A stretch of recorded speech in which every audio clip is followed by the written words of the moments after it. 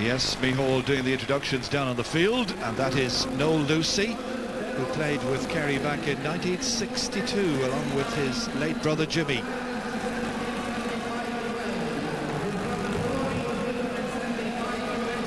Going in to look at some of the great Kerry players, starting with Brendan Lynch. Brendan Lynch bridged two eras really, the team of the late 60s alongside his brother Paulie there, who was a very clever footballer as well. Now what about Offaly?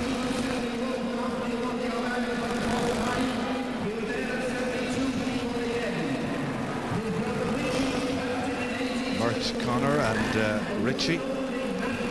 Richie was also manager, of course, at one stage of Laois. So the Connors coming out here to get their applause.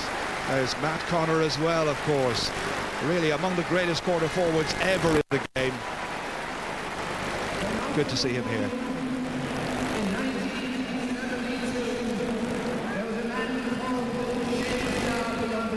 Now then, let's move on to the derbies.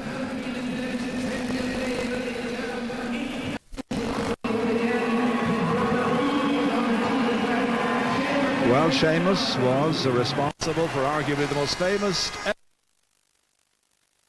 another one of the history makers from Offaly's great day in 1982. And for a county of their size, they've had many, many big moments, Offaly.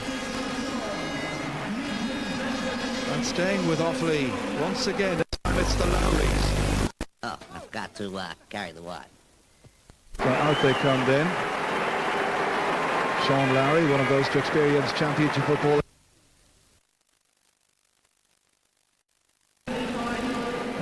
Now, who does that lady on the left remind you of? Can I give you a hint? He's shy, he's retiring, he's an ex-gifted football great, and he's incredible. Sorry, Pat, I can't read the rest of your writing, but that's Pat Spallan's daughter there, along with his brothers, of course, Mick and Tom. Moving on to the Dubs. And this time it's the Brogans.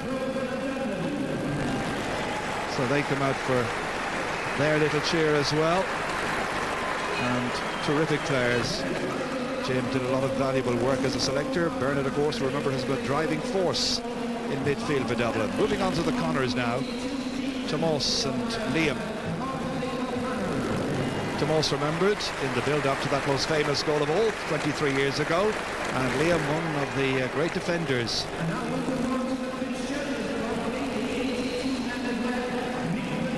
This beautiful afternoon, it's the turn of the Fitzgeralds now again from Offaly. It's turning out to be an Offaly Jubilee day, as it were. Mick and Pat, cornerback and wing back. And finally, recognise these two, I'm sure you do. From Summerhill in County Meath, Mick and Porrick Lyons. Two wonderful players in that full back line, put together by Sean Boylan, who of course has decided to call it a day after 23 years at the helm. There's Porrick, and Porrick is one of, I think, 6 cornerbacks in all in that list of brothers, famous footballing brothers, here on duty this afternoon, coming out to receive the acclaim of the crowd.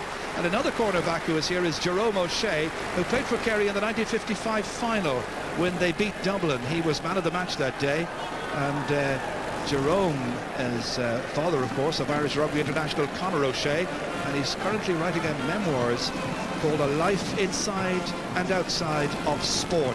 So the famous brothers then coming along here, led by the Lucys. There's Matt Connor there.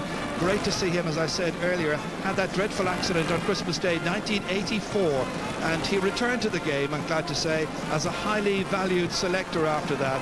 Following Richie Connor there, I mentioned he went into management. He was managed the Laois team that lost to Meath in the 1991 Leinster final. And there might be a little link up in a way with today, just in a peripheral way, because Meath that year took 10 games to reach the All-Ireland final, 9 games to reach it, and the final game was the 10th. And of course that's what's happening to Tyrone again this afternoon. 9 games in the build-up, and the 10th is the final itself. People still coming in, just a few spaces still to fill, but it's mostly complete, and that's what it's all about. the battle for Sam Maguire, the most famous piece of silverware in Irish sport. Many will contest that assertion, but I think most people, if they're balanced or fair-minded, will recognise that this is the place to be. That's the trophy they want to win. It's the Sam Maguire quest on All-Ireland football final day. Michael?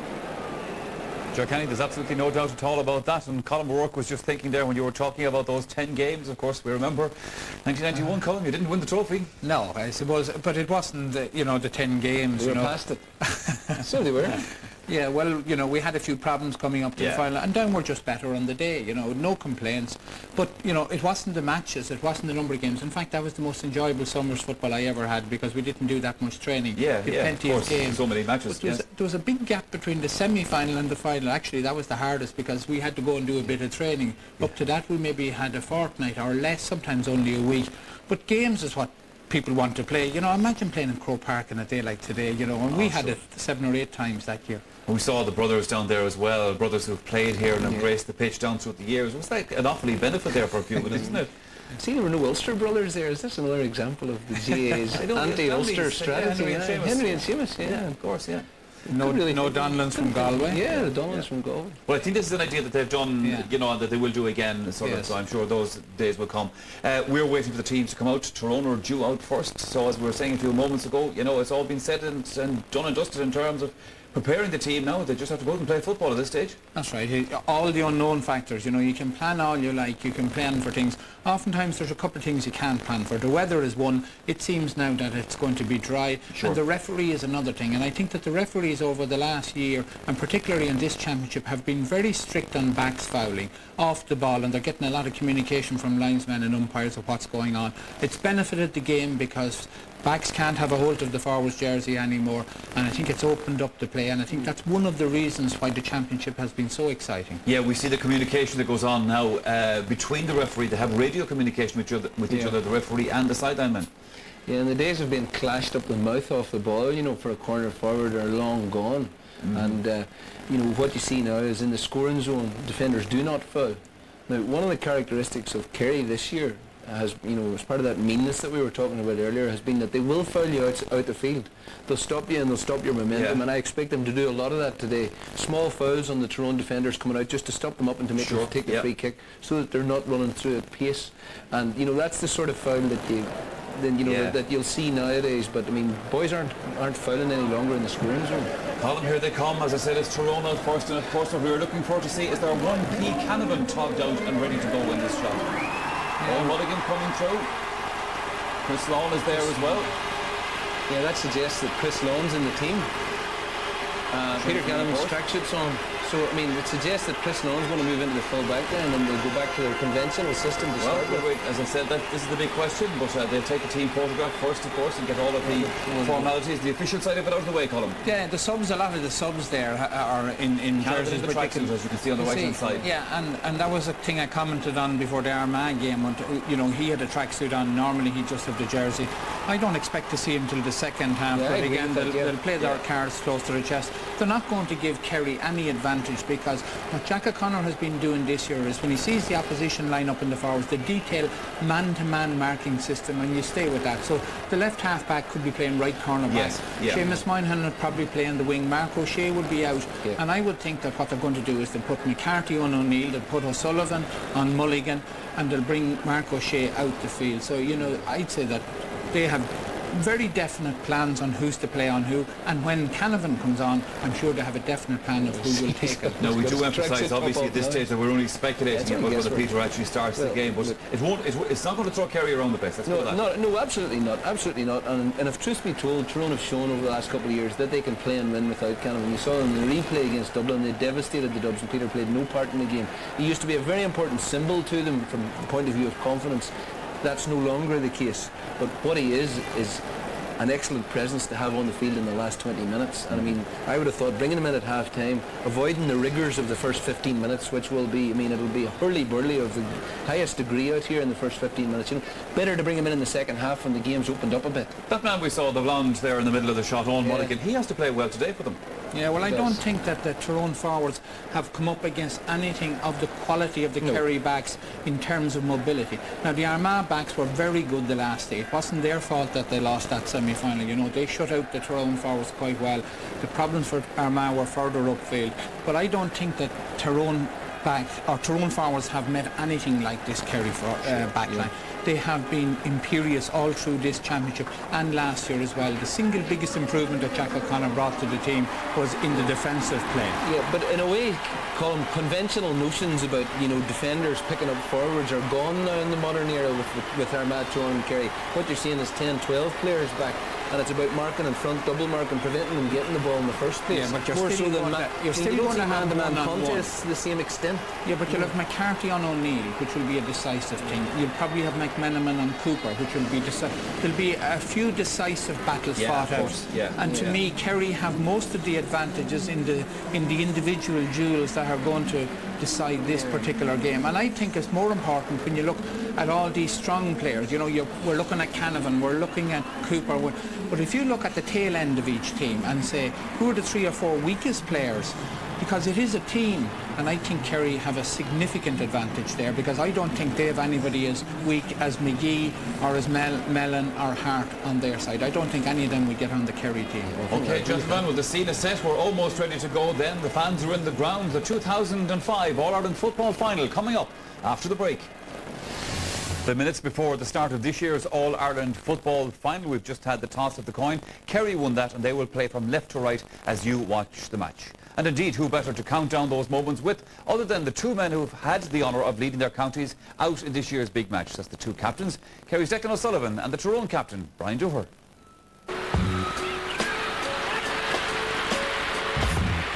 I suppose it's going on for any footballer to captain their county, but I suppose going to an All-Ireland final is extra special, you know. And the great thing about coming from Kerry, I suppose there's a lot of winning Kerry captains around the place, so, you know, sometimes, you know, it's not seen as a big deal, you know, so that's good from my point of view, you know. And there's a lot of former Kerry captains, you know, winning captains in the squad, like Liam Hassett, Seamus Mine and Derek Canada last year, you know, so all of those have helped, you know, and I just kept my head down, you know, worked hard and not let it affect me as much as possible, you know. Great to be back in the Ireland final. I don't remember too much about 2003, it was past before you know it, and I'm sure it'll be the same with this final. It's over in the blink of an eye, so hopefully we'll enjoy it and do the best we can. We've went about it the hard way, but we can't complain. We're still in it, and we're still playing football in September, and that's what our aim was at the start of the year. The boys, to be fair to them, have dug deep, and they've put in the work, and they've dug deep whenever they had to dig deep, and thankfully we've got draws where we needed draws to get out of jail, and then the second day we've got away with victories. So we've been lucky so far, so hopefully it will continue. Going back to 2003, you know, certainly we didn't seem to be ready that day for the type of game Tyrone played, you know, and it did hurt a lot of fellas, you know, and certainly we've progressed immensely since that, you know, and we've matured a lot as a team, you know, the management that came in, you know, they leave no stone unturned in the preparations for games, and we've a lot of work done in preparation for this game, you know, and Tyrone have played 9 championship games, you know, and each championship game has been tough and physical and hard and tight as well. And certainly they come through all those games, you know, with flying colours. So certainly there aren't too many weaknesses there to exploit, and certainly there'll be a big challenge for us come next Sunday. But you know, we'll prepare for that challenge. Everybody knows what Kerry are. Like, they're probably the best pedigree in football that there is. There's nobody matching that way. This year they've been playing some brilliant football. So they've basically steamrolled Cork in the semi-final, which we rated Cork as one of our best teams and hardest oppositions during the league. So that was no mean feat. And we're under no illusions about how good Kerry are coming into this final. And for the fact that Kerry were back in the Ireland final, having won it the year before, says a lot about them. We couldn't do it last year, and they've done it this year, and they've done it with other style. So we know we're up against it, but that's what football is about.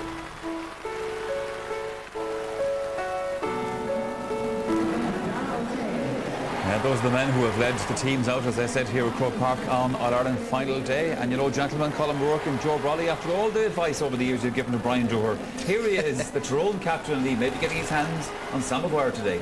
Yeah, well, some man, Dooher, I'll tell you, he is some man. He was being interviewed during the week, and he said that it was in 2003, there was such hype in Tyrone that he was glad to be out in the hillsides at 3 in the morning fixing prolapse uterus. and you know, that was the only piece he got in Tyrone, and I could see why, because the place is football obsessed. But he's some man, really, and you know, you must take your hat off to his endeavour. And himself and McGuigan, for me, are the 2 most important players in the Tyrone team. I think that take the hat off is what I have done in the past, and I suppose I made him notorious, or he made me notorious. I don't know which it was, but I think the important thing about Brian Dewar as captain is that he would have the total respect of all the players on his team, you know, and that comes with age. It comes with playing a certain type of game. I was looking at clips like of old matches, we call them for the want of a better word, of Tyrone teams over the last 7-8 years, and there was Brian doing that. But he sets example by what he does. It's not by what he says. It's just by the way he plays, you know. And he's a level of honest endeavour. A disciple for the team, you know, and he puts his body on the line every time. And you know, he really is like. Whereas he's a terrific fella. the Kerry captain Declan O'Sullivan, of course, is the old system where the winning club championship nominate their captain. So him from Drummond Pierces, he gets the captaincy. I often think that it's too big a burden on a very young player. But he has made the point there in his interview that he has so many experienced captains around him that it probably doesn't make that much difference. Like captain in Kerry is of no real significance because, you know, the players go out and they do their own thing. They won't need Declan O'Sullivan to tell them what to do. Yeah, by the way, lads, when you're talking there, we're just kind of watching the teams line up because they will be meeting the President, Mary McAleese, in just a moment. These will be the real teams, if you like. And Peter Canavan, I think, is there amongst, he's in the middle of that shot there. He needs to be president at least. Sorry, Michael. He needs to be careful if he starts because, you know, he tends to get very revved up, which is why I thought it was a good idea, apart from anything else, to bring him in at half time. He does get very revved up another day here when he came on as a sub as well. So and it also tends to rev up the opposition, you know. But I mean, so be it. If they're going to play him, they're obviously not going to play him for the full 70 minutes, and we'll await with interest to see what actually happens. Yeah, as I said, that is our speculation. But right now here at Croke Park, we have indeed the arrival of the President of Ireland, Mary McAleese, and Sean Kelly is there with her, of course, President of the GAA, and President McAleese's husband Martin behind as well. President McAleese, a great GAA supporter, great Northern football supporter. She'll admit to have letting a few roars at a few matches herself in her time, presumably not since she took office. She takes the presidential salute.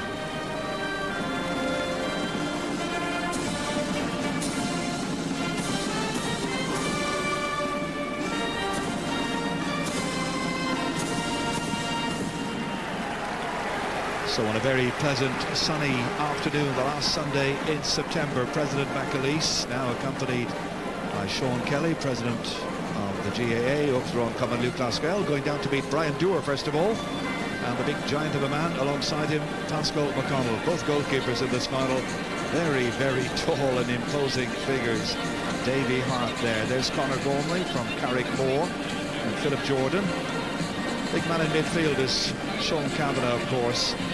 Through the line then to Ryan Mellon and Peter Canavan. Word with him. Stephen O'Neill and the bleach bombshell himself, Owen Mulligan. Referee this afternoon is Mick Monaghan from Kildare.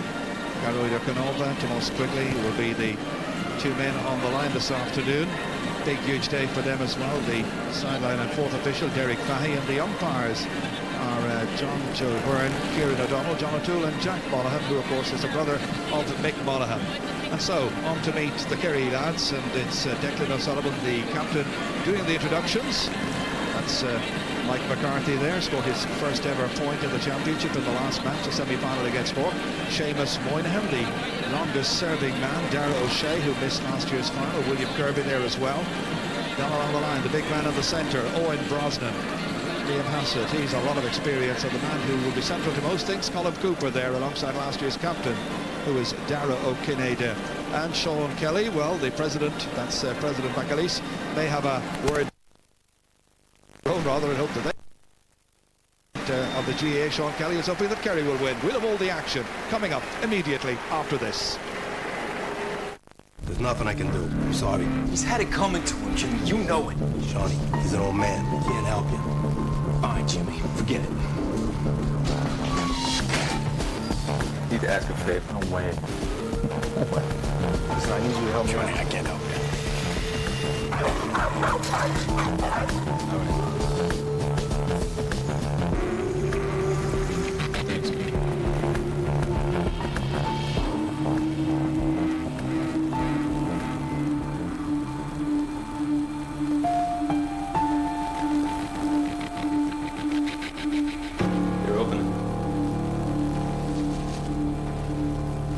It'll be a long time before they make the final again, Pops.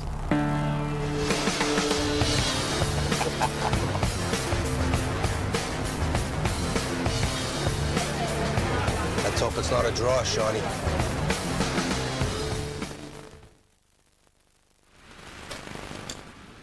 The pale moon was rising. The Bank of Ireland Football Championship. Croke Park here in Dublin, the centre of the sporting world as far as Gaelic games is concerned, ready for the All-Ireland football final, the 65th match in this year's championship. Let's check on the team news for the afternoon then. And Kerry's team for this final shows one change from the semi-final lineup. Last year's captain Dara O'Kinada gets the nod ahead of Brian Sheehan, which means that the champions start with 13 on the side that easily beat Mayo last September. Seamus Moynihan, a sub, then is back among the half-back line, and Dara O'Shea, injured last year, has returned to midfield. And the star of that last victory is here as well. Colin Cooper finished last year with a goal and 5 points. I wonder what's in store this afternoon for the Gooch. Well, the big news in Tyrone on Thursday was the selection of Peter Canavan to start this afternoon. It's also his 50th championship appearance. Joe McMahon has been confirmed to play at full-back. Inda McGinley partners Sean Kavanagh in the centre of the park, while Ryan Mellon moves out to wing forward. However, the team's leading marksman this year has been Stephen O'Neill, and today it's his 25th championship start. So everything is in readiness. Alongside me here, I've got Martin Carney. Your views, Martin? Well, Gerard's a game I'm really looking forward to. I feel myself, on the one hand, Kerry are timing their challenge very well. They've had a leisurely and trouble-free path to the final, and actually they've conceded no goals on the way. And I think, you know, they're indignant that they haven't been afforded respect up to now, so they'll be hoping certainly to reclaim their status today. And as against that, Tyrone will be trying to maintain the Northern Indian side on Kerry teams and get at Kerry early on. I think it's very important from a Tyrone point of view that there are no lapses in concentration, that they start well and actually are in the game coming into the last 10 minutes. OK, we'll be hearing from Martin throughout the afternoon. Meanwhile, let's get a verdict from the panel. Michael. Joe Bradley, who's going to win this All-Ireland final of 2005? Well, Colin said Tyrone have never played anyone like Kerry, and the converse is right. Kerry haven't met anyone like Tyrone this year, and whilst Kerry on paper do, I agree, look the better team, Tyrone are battle-hardened, and they're more than the sum of their parts. I think Tyrone can win this match. Tyrone for Joe Bradley, Colin? Well, I think Tyrone's best chance is to make it a close game into the last 10 minutes, which becomes unknown territory for Kerry. But I think Kerry have been waiting for the last 2 years for today. I think they're going to deliver big time. Split vote in the panel. It's time to join our commentators for the 2005 All-Ireland football final, and they are once again Martin Carney and Ger Canny. Well, every final has its own charm, but each one comes with a number of subplots. I suppose the abiding memory of the 2003 semi-final, well, it's still a raw wound with many Kerry followers. You know, words like ambushed and swarm defence were two of the phrases then in quite common currency. Against that, Tyrone brought their own game plan that day, their own blueprint for victory, and it ultimately brought them their first ever All-Ireland final triumph. You wonder what's in store for Gooch and company this afternoon. In many ways, this could be a game which is quite a defining moment for Kerry football. They are the favourites, yet they'll feel the need to master one of the big Ulster teams in the All-Ireland final itself. That's what Declan O'Sullivan and his team are here to do. And when they proclaim down in Kerry, as some of the speechmakers do, that winning Sam is part of what they're about, bringing the famous trophy back to the natural home and so on, that often provokes the opposition. Let's see what's in store this afternoon. The national anthem is going to be sung for us now by 3 Kerry men who hail from Cahersiveen in the Kingdom. They are the Macron tenors, John, Stephen and Reggie.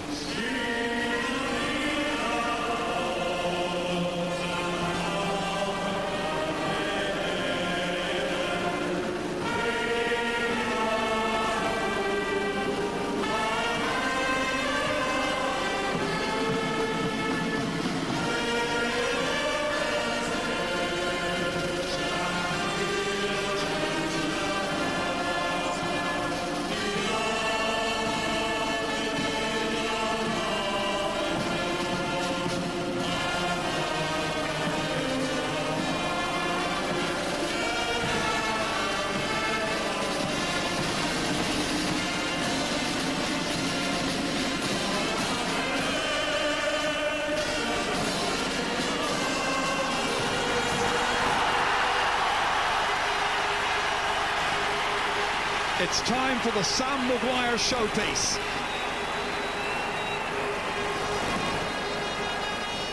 Tremendous atmosphere, wonderful colour. As you heard, Kerry won the toss. They opt to play from left to right, as we'll be looking at the pictures, which means they'll be playing it towards the canal end goal, and they've a slight breeze behind them. The surface is perfect. Day ideal. Building up the whole time in Dublin all through the weekend. Enormous pressure on players everywhere and anywhere. Seamus Moynihan has gone across to pick up Brian Dooher. Flags waving proudly on the hill and all around the terraces and stands. All eyes on the match referee. And Mick Monaghan from Kildare starts the 116th All-Ireland football final, and straight away possession with Liam Hassett for Kerry. Trying to set up Owen Brosnan, stumbling initially. Looking for support, getting it from Dara O'Shea. Kerry looking for the opening score just to settle them down. Taking their time about it. Dara O'Shea outside his own at the Tyrone 45-metre line. It's Tomas O'Shea, his brother, who fires it in. Intended for Declan O'Sullivan. He was restraining the defender, however.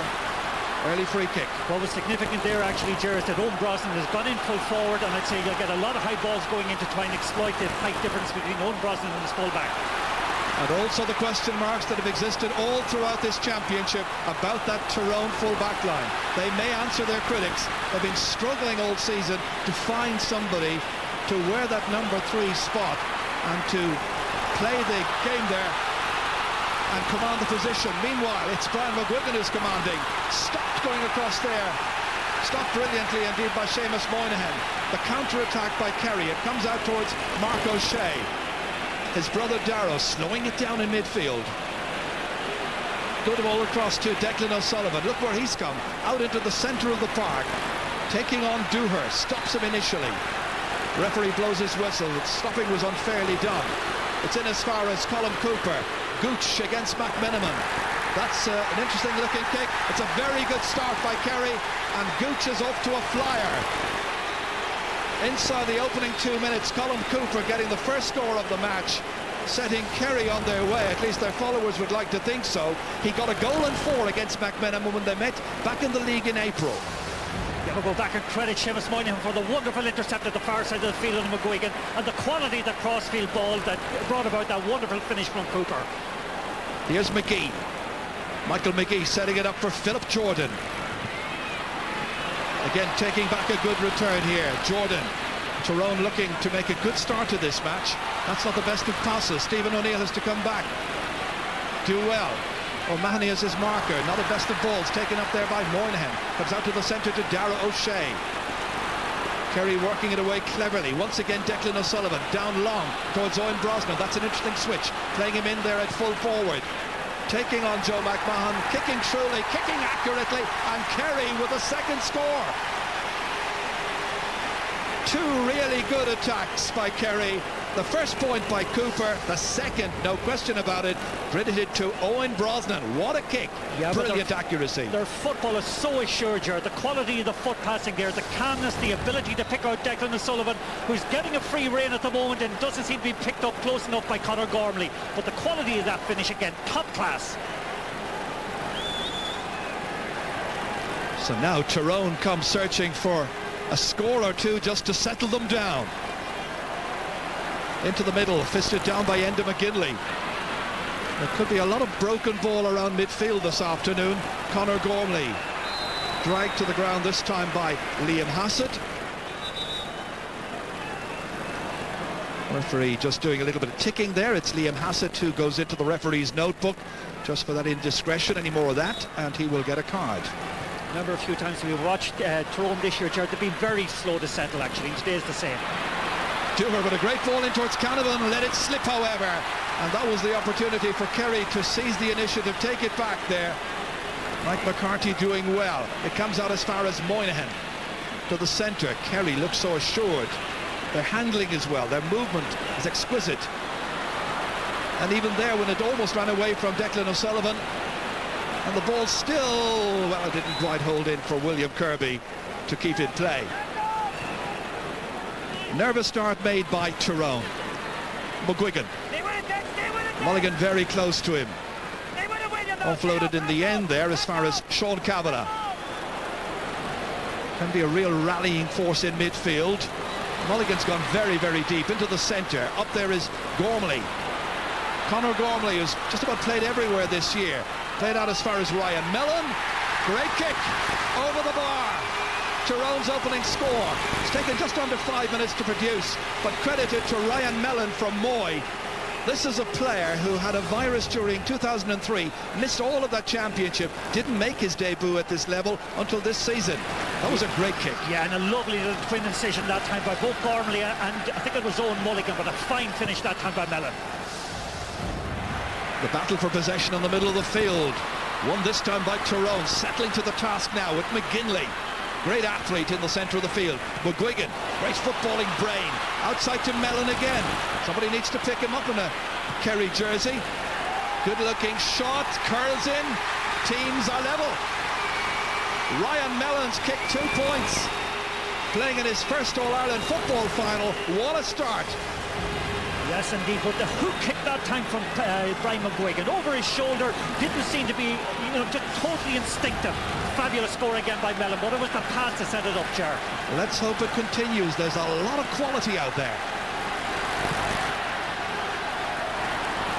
Gets straight down the middle, collected and won by Kerry this time by Declan O'Sullivan. Paul Galvin. Letting it go in early, but a little bit inaccurate. Well, it comes off as because Cooper made a good move. This is a great looking opportunity. Ends up in the back of the net, and it's Tyrone Kineda.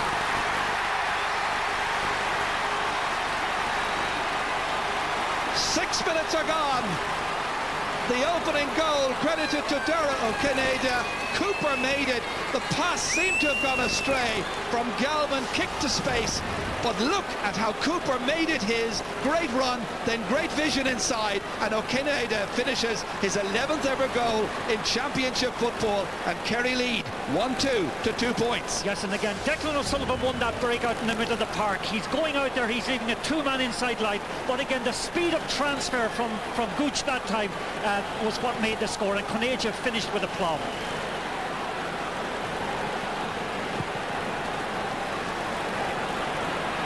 Interesting that kick out there was taken from out near the exclusion zone, and it's going to be a free kick in any case. Ball handled on the ground, it's going to be a free to Tyrone. Peter Canavan letting it fly inside to Mulligan after Tyrone had made such a good recovery. That's a good shot. They're going score for score. That'll do Mulligan's confidence an awful lot of good. His first of the afternoon. So now just 2 points between the teams. What a bright start to this final. It's bright, it's breezy, it's very entertaining. Game ebbing and flowing, going from side to side, but the quality of the passing, the quality of the vision is top class. Just going back to that goal, when Galvin hit that ball, it looked like it was a no-hoper for anybody to get onto, but Cooper was fast about his business and made it his. And again, Jack O'Connor's inclusion of O'Kineda in the team was fully justified again with that goal.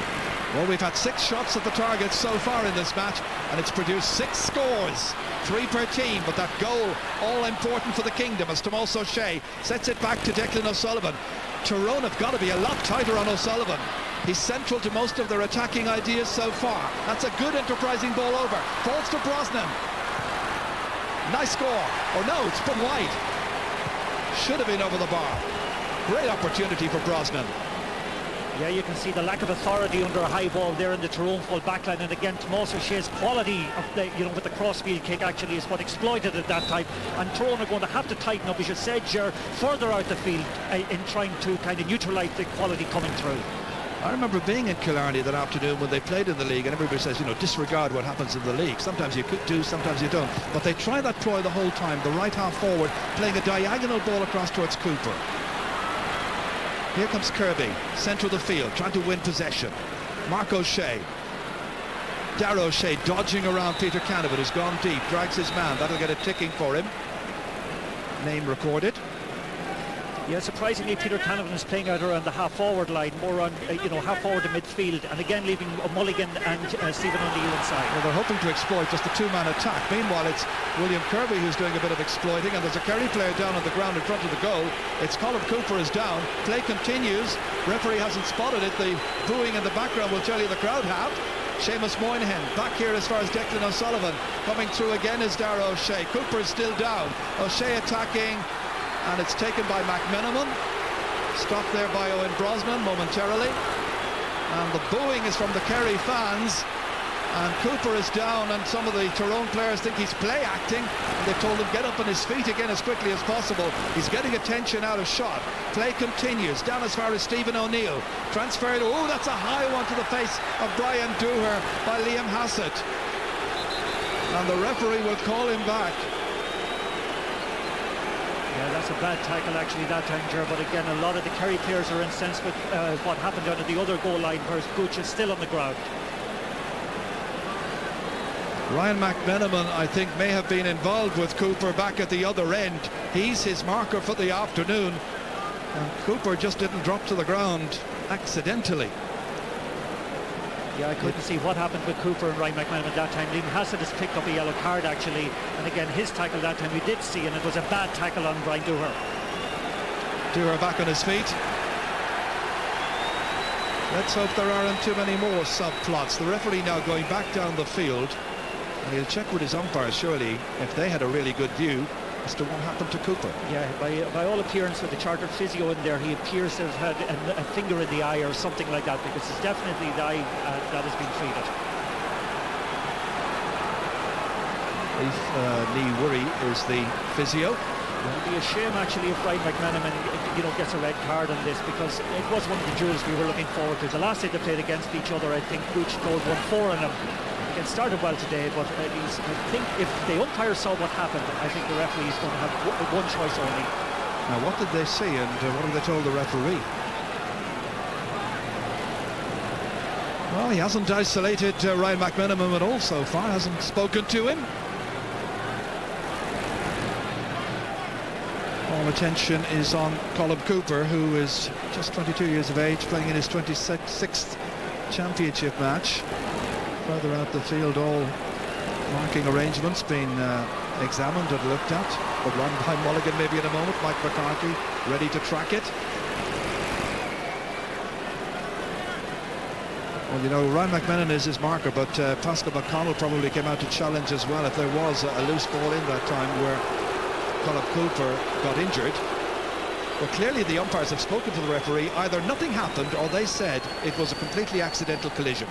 Well, that seems to be the case, because the referee has ignored Ryan McMenamin completely and gone up now to watch Stephen O'Neill take the free in. Remember, 2 points between them. Stephen O'Neill on his left boot. Didn't quite measure it as he wanted to. Just a little bit out for his distance maybe. Very close to the sideline when he was hitting that one. So the game's settling down to 12.5 minutes. Early burst of scoring, an opening goal. Controversy or two as well. Some dragging and restraining. Free to Kerry, taken quickly by O'Sullivan. Liam Hassett back towards Moynihan once again. Quick look around to see who's moving. From a deep position came Dara O'Shea. From an even deeper position came his brother, who's Mark O'Shea. Little dodge around the fullback. That's a horrible kick in the end by Mark O'Shea after the approach had been so promising, after he managed to take it around Joe McMahon and left him for dead. Should have been a score there. Yeah, Dara put that in a plate for him. It was a beautiful pass, wonderful sidestep, but a terrible finish. And he's normally not a bad finisher, even if he does wear number 2 for Kerry. He's got 4 points in championship football in the past. Yeah, again, this thing of kicking across the ball, sometimes, when it's bad, when that slice is bad, it can be very, very bad, as it was in that case. Pascal McConnell. Fisted back by William Kirby. Breaks picked up once again here. Conor Gormley looking around to see who's available. It's Jordan coming forward. Philip Jordan. Again, needing some assistance. McGuigan out here to Dooher, the team captain. setting off, trying to get through a gap. None available. He charged with the ball. Referee awarding the free out to Kerry. Getting caught in a cul-de-sac that time. Greater flair and imagination and attacking has come from Kerry in the game so far, but only 2 points in it. This is a good burst this time by Tom O'Sullivan. Well, everybody else has got to have a chance to come forward and attack during this year's championship. Galvin had a lot of work to do. That was a poor ball from O'Sullivan. Did well to hold on to it. That's good ball retention by Kerry. Mark O'Shea dropping it in deep. Gathered in well by Ryan McMenamin. Surrounded then by Kerry players. 2 years ago it would have been Tyrone doing that to Kerry. Kerry have learned. Philip Jordan breaking forward. Dooher. The ball carrying this time is done by Philip Jordan. Outside of the boot to Owen Mulligan, taking on to Mike McCarthy on his left-hand side. High in the air, easy one for the goalkeeper. David Murphy has been a model of consistency this season. Yeah, very interesting in that attack. Seamus Moynihan is staying right back in front of the full back line, not following his man out the field at all, and anticipating the ball coming into the two inside forwards. And great defending by Moynihan of space. This is great play by Dara O'Shea. McGuigan coming in to challenge. Once again kicked ahead by Mark O'Shea. Dara O'Kennedy lets it spill. Once again, the man with the white boots this time. Sometimes in the past they've been blue. Ryan McMenamin. Support here from Davy Hart, popping up on the left-hand side. Outside of the boot, inside for O'Neill. Taking Aidan O'Mahony with him, well out of position. Kerry don't mind. All this while Moynihan is back, minding the house if needs be, if there's ever a break in the consistency. There isn't. And once again, it's Declan O'Sullivan laying it off beautifully. Tomas O'Shea now. Again, they hold possession, play it around, then probe for an opening if one is available. Brosnan's a good leader of the attack. Comes, gathers, strikes, and scores. Great point. That's 2 for Brosnan. That's magnificent athleticism. Started again with a great tackle by Paul Gavin out underneath his here, Ger. But again, the patience of the O'Shea's holding up the ball, giving the quality ball into Brosnan, then who finished very, very well. Lots of teams we've watched in this year's championship attempt the possession game, and then it breaks down and the crowd get on their own team. Kerry know how to finish it. Oh, absolutely. The smoothness of interchange is just wonderful to watch. The athleticism, the sheer verve and imagination of the players, tremendous, Ger. Now, how will Tyrone counter it? McConnell. Pass it under it here. Did he handle the ball on the ground? He did. It's going to be a free to Tyrone. Just making the point, how will they counter it, Ger? I feel myself they'll have to move the ball inside a little bit quicker. They're over-holding it around the middle of the field and occasionally running into traffic. They've moved Canavan back into the inside forward line. Here he is now, coming, collecting. Might have even picked it off the ground, laid it off beautifully back to McGuigan. Oh, side netting. Should have been, he should have tested the goalkeeper. Hit it instinctively, curses his luck. And they're cursing their luck as well. He went for the impossible one, Jerry. He had Mulligan to his right. It's not unusual for McGuigan to score in a person in a better position. Took the shot, hit the side netting.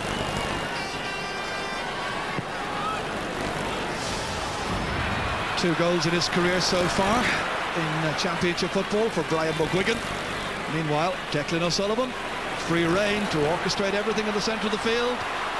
This is a very talented and skillful player. Good shoulder that time by Conor Gormley. Comes back out this time to William Kirby from Austin Stacks in Tralee. Challenging there with Enda McGinley. Galvin holding it up. Player down is Paul Galvin. Dewar was the man who came in to challenge him, the Tyrone captain. Galvin needs attention. Yeah, again, Brian Dewar caught him late that time and probably will be booked for that tackle. Well, he's also already been the victim of 1 or 2 heavy challenges, and on this occasion it's his turn to experience the referee's displeasure. Yellow card for Dooher. Yeah, just going back to the role that Declan O'Sullivan has, actually, it seems to me that Davy Hart is picking him up, Ger. Just going back to this again, Brian Dooher's coming in, hit him across the face, certainly deserved to get booked. There we go once again, no doubt about it. Kerry come with Seamus Moynihan going for a score. Straight at the goalkeeper, Pascal McConnell. Here's Joe McMahon, 22-year-old student from the St Enda's club in Omagh. Right across the face of his own goal. That's a good ball, had to be precise. Michael McGee from Loch McCrory. Well, everybody ahead of him was picked up and blocked, so he has to go laterally. Kerry's work in defence is admirable. McGuigan, that's a great outlet ball that time for Davy Hart. Now he's well capable of putting it over the bar from here. He's done it in the past. He doesn't do it on this occasion. Got a couple of very good points in this year's championship, but that's 3 wides now by Tyrone. Great point here actually about the Kerry full back line. The runs of O'Neill and Mulligan that time were so well policed by Michael McCarthy and Tom Sullivan. It was very difficult to get the ball through to them. The Kerry full back line are really on their game at the moment. Just trying to look at that Tyrone inside forward line and trying to define what they're all doing. It can be quite difficult. They're trying to play 2 inside forwards and 1 man off the 2, and they're changing that around somewhat. Here's Mulligan. The deep player right now is Stephen O'Neill, but it's Dooher coming through, and he was taken down unceremoniously this time by Seamus Moynihan, and the referee is going to call him across, show him his number, and Seamus Moynihan is shown the black book, the notebook, so he's ticked for that.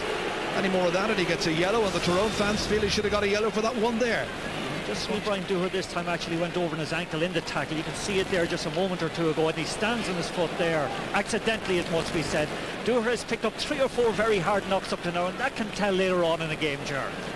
It was down at that goal bout against Kerry that Brian Canavan got an ankle injury in the semi-final in 2003, and right now it's Brian Dooher experiencing the pain of it all from the Clonagale club. Well, very durable and resilient lad, but certainly a number of those spells, the accumulative effect can be very, very damaging. Yeah, lots of hefty knocks, great support however up on the hill today. It's a nice mix of red and white and green and gold, no one county predominating. Mulligan has kicked one already from play, and this one has just about gone in that side, that left-hand post, swung around, but he's got it. And it's a second for Owen Mulligan, eating into the gap. So 2 points the margin once again after 21 minutes of play. I think it's their first score in about 13 minutes actually, Jared. They've had quite a few attacks, but the Kerry full back line have been getting top marks up to now. Kerry looked the better side in the opening quarter of this match, but Tyrone are only 2 points behind and looking dangerous. Once again, it's Tomas O'Shea letting it fly. Bad ball. Easily read by Conor Gormley. Nobody on him. Let out to the very durable Brian Dooher. Huge one down. Taken beautifully in his stride by Aidan O'Mahony. Beautiful catch. Great defensive work. Back out to Mark O'Shea again it comes. From Dara O'Shea as far as William Kirby. Beating the challenge. Oh, they were a half-hearted challenge at that. Kirby letting it fly in there dangerously, and that's going to be a 45. Went off the goalkeeper, Pascal McConnell. Well, he was taking no chances, would you, with Colin Cooper hanging around. Yeah, just getting to the 2 sets of players at the moment. A lot of the Kerry better players, a lot of the more stellar players are playing very well, but we haven't seen anything. That's a well punched away actually by the goalkeeper. But Sean Kavanagh hasn't touched the ball yet, Ger, which is very surprising considering he's so important in the Tyrone setup. He's vital to the Tyrone setup. You expect to have him. Maybe he's not the greatest fielder in modern day Gaelic football at this level, but you expect to see him making those runs through the centre. Well, it's a testimony to the work Jack O'Connor has done in actually preparing his team to counteract this threat that he's been so quiet up to now. Dara O'Shea to take it. Goal scorer after Dara O'Kinneada after 6 minutes. Goalkeeper comes again, but he's left it behind this time, and that could have flown into the back of the net, and it was Owen Brosnan who was up there getting a fist to that one from the 45 from Dara O'Kinneada. Watch again here for Owen Brosnan arriving. There you go. Goalkeeper came, committed himself, but left it behind. In fairness, the 2 cornerbacks were on the line to actually counteract it if it had been going at goal, but Pascal McConnell would be disappointed that he didn't get there first in that case. He's a big man, McConnell, 6'3", 6'4". Always uses the tee, gets plenty of elevation in it. Once again, Tyrone trying to win something in midfield. They're being cleaned out in that area. William Kirby, back to Dara O'Shea. Challenged by Dooher, done well, stolen away. Now comes Canavan. Now he's bursting forward. Coming after him is Declan O'Sullivan. Canavan straight at the goalkeeper, easy one there. Or rather, it's Kavanagh taken by Murphy, and Moynihan getting the ball away. Out to Paul Galvin. Holding it up there, challenged by McGuigan. Reinforcements arrive. Mike McCarthy in two minds almost. Stephen O'Neill there, making life difficult for him. Kerry do well. They get it out once again to Seamus Moynihan. Again, the swarm challenging from the Tyrone team, but it's broken this time. This time it's O'Sullivan coming forward with Tomas O'Shea, letting it fly into the two-man inside forward line, and McMenamin did well that time against Gooch. And they get the ball away, down as far as Davy Hart. This time there's a bit of looseness by Kerry. McGuigan with a chance to pick out a man. Stephen O'Neill was his target, didn't take it. Darragh O'Shea takes command of the situation. Kerry with a lot of players back. That's a bad ball out, straight to Jordan. They give the ball away poorly that time. McGuigan, good ball because he was surrounded by 3 or 4 Kerry players. Tough getting through there. O'Neill, if there are 3 or 4 players go for the one ball, there must be a man loose somewhere. McGuigan, awkward angle, impossible angle, but a brilliant score. Incredible score, Jared, that time. And again, credit Stephen O'Neill. He was out in his ear, but had the vision to see McGuigan loose, who seemed again just to be totally out of it and out of position. But a fantastic score. That was an amazing score. Out of the corner, forced out to the edges. He still swung it between the posts. For all their great defensive work, Kerry breached that time, and there's only a point between the teams. Great resistance by Tyrone, and they win a free. Ryan Mellon fouled, free to be taken by Brian Dooher. Rapidly down, taken up here, however, by Mike McCarthy. Mark O'Shea next. William Kirby available. The challenge by Stephen O'Neill. Kerry trying to look composed here as they take it out of their half-back line with O'Mahony. 3 Tyrone players going, and a 4th one there as well. Back there is McGuigan. Tyrone have fought their way back into this contest. Mulligan, Dooher, taking on the champions. It's an ambitious kick, it's a huge one, and it's where is it? Yes, they finally wave a white flag. Delight for the Tyrone fans. What an ambitious kick by Brian Dooher. He is capable of the spectacular shot like that. He's done it many times in the past. They'd wish he'd do it even more. The teams are level. What leadership by Dooher that time. Nobody inside him to give the ball to. Took responsibility, fired over an absolutely inspirational point. And again, for all Kerry's dominance in the first 26 minutes, Tyrone are eating into that lead and have drawn level with them. Now it's going to be some tussle.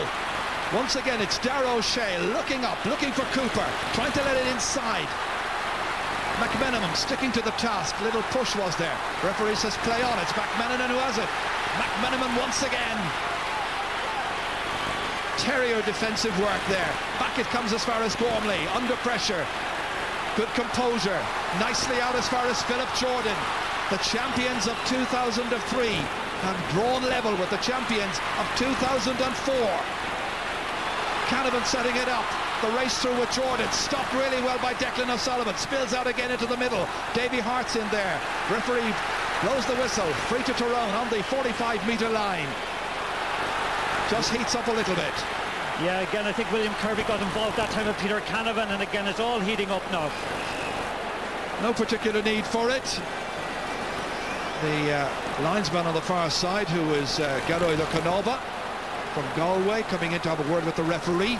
Meanwhile, Tom O'Sullivan and Peter Canavan. Yeah, he won't let it go in jersey, and it's all getting very, very silly at the moment. They'd be far better off now just to walk away from this, stay in the match, do what they do best, play football.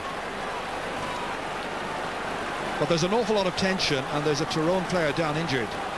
Yeah, Brian McGuigan, I think, is down injured. Took a very, very heavy belt that time, I think, from William Kirby.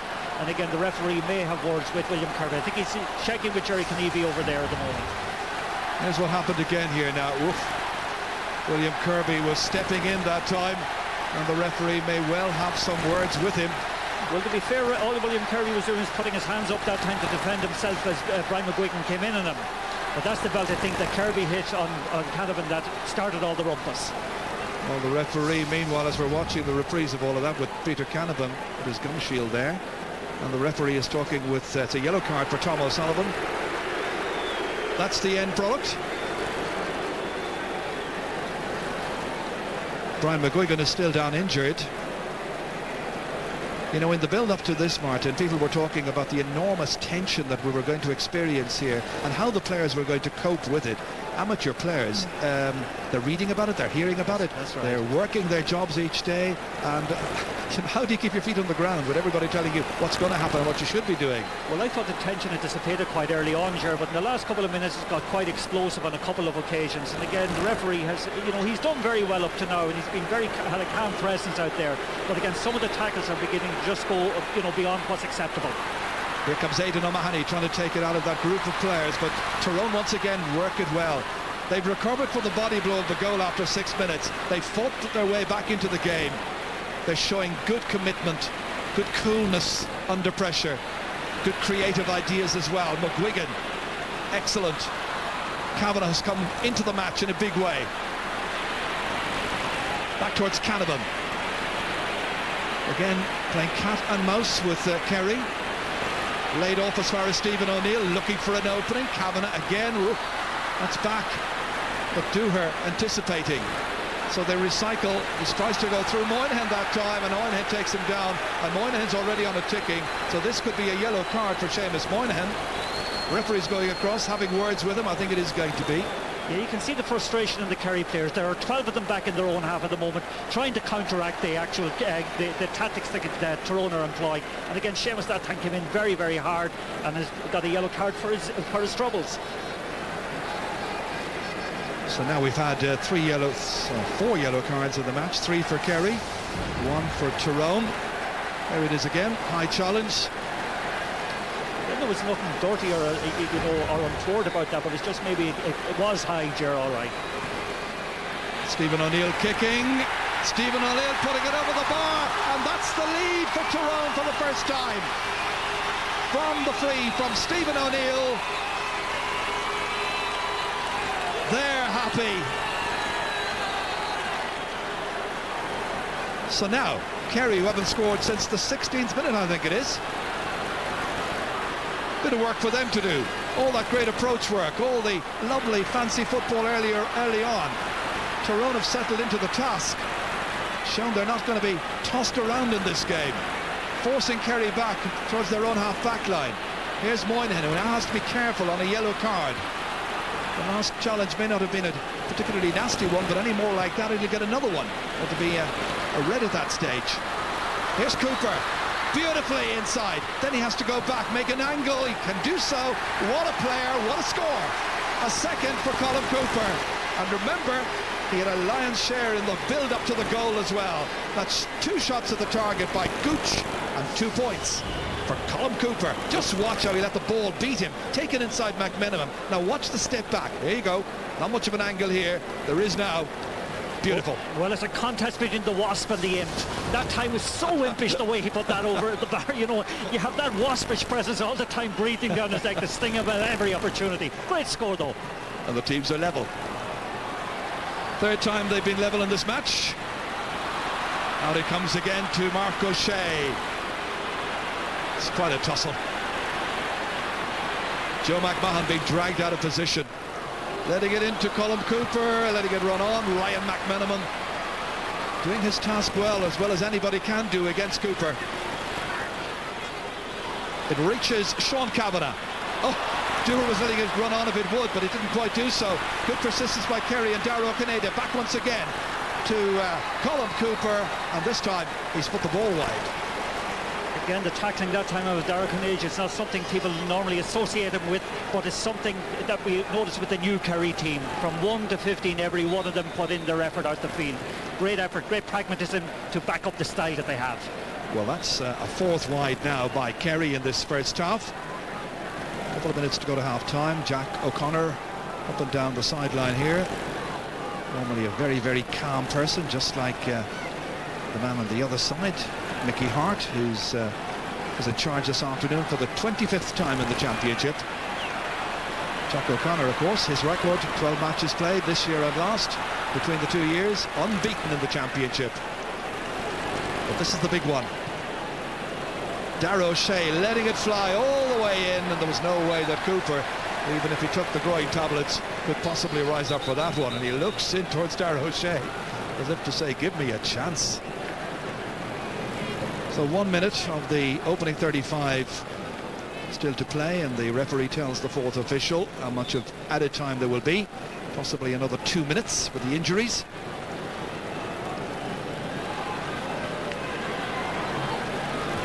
It's been a very feisty half, Ger. A lot of very good football from both sides. Hard tackling as you can expect from an All-Ireland final. But some of the scoring has been a delight. But what we have is a blistering contest.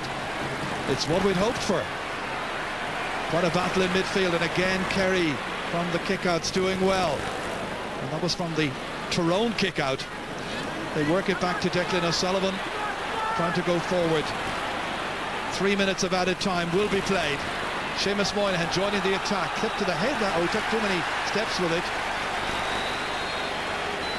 Yeah, it's not like Seamus to run into traffic like that. Actually, that time just did take a couple of steps too many. Here's Brian McGuigan.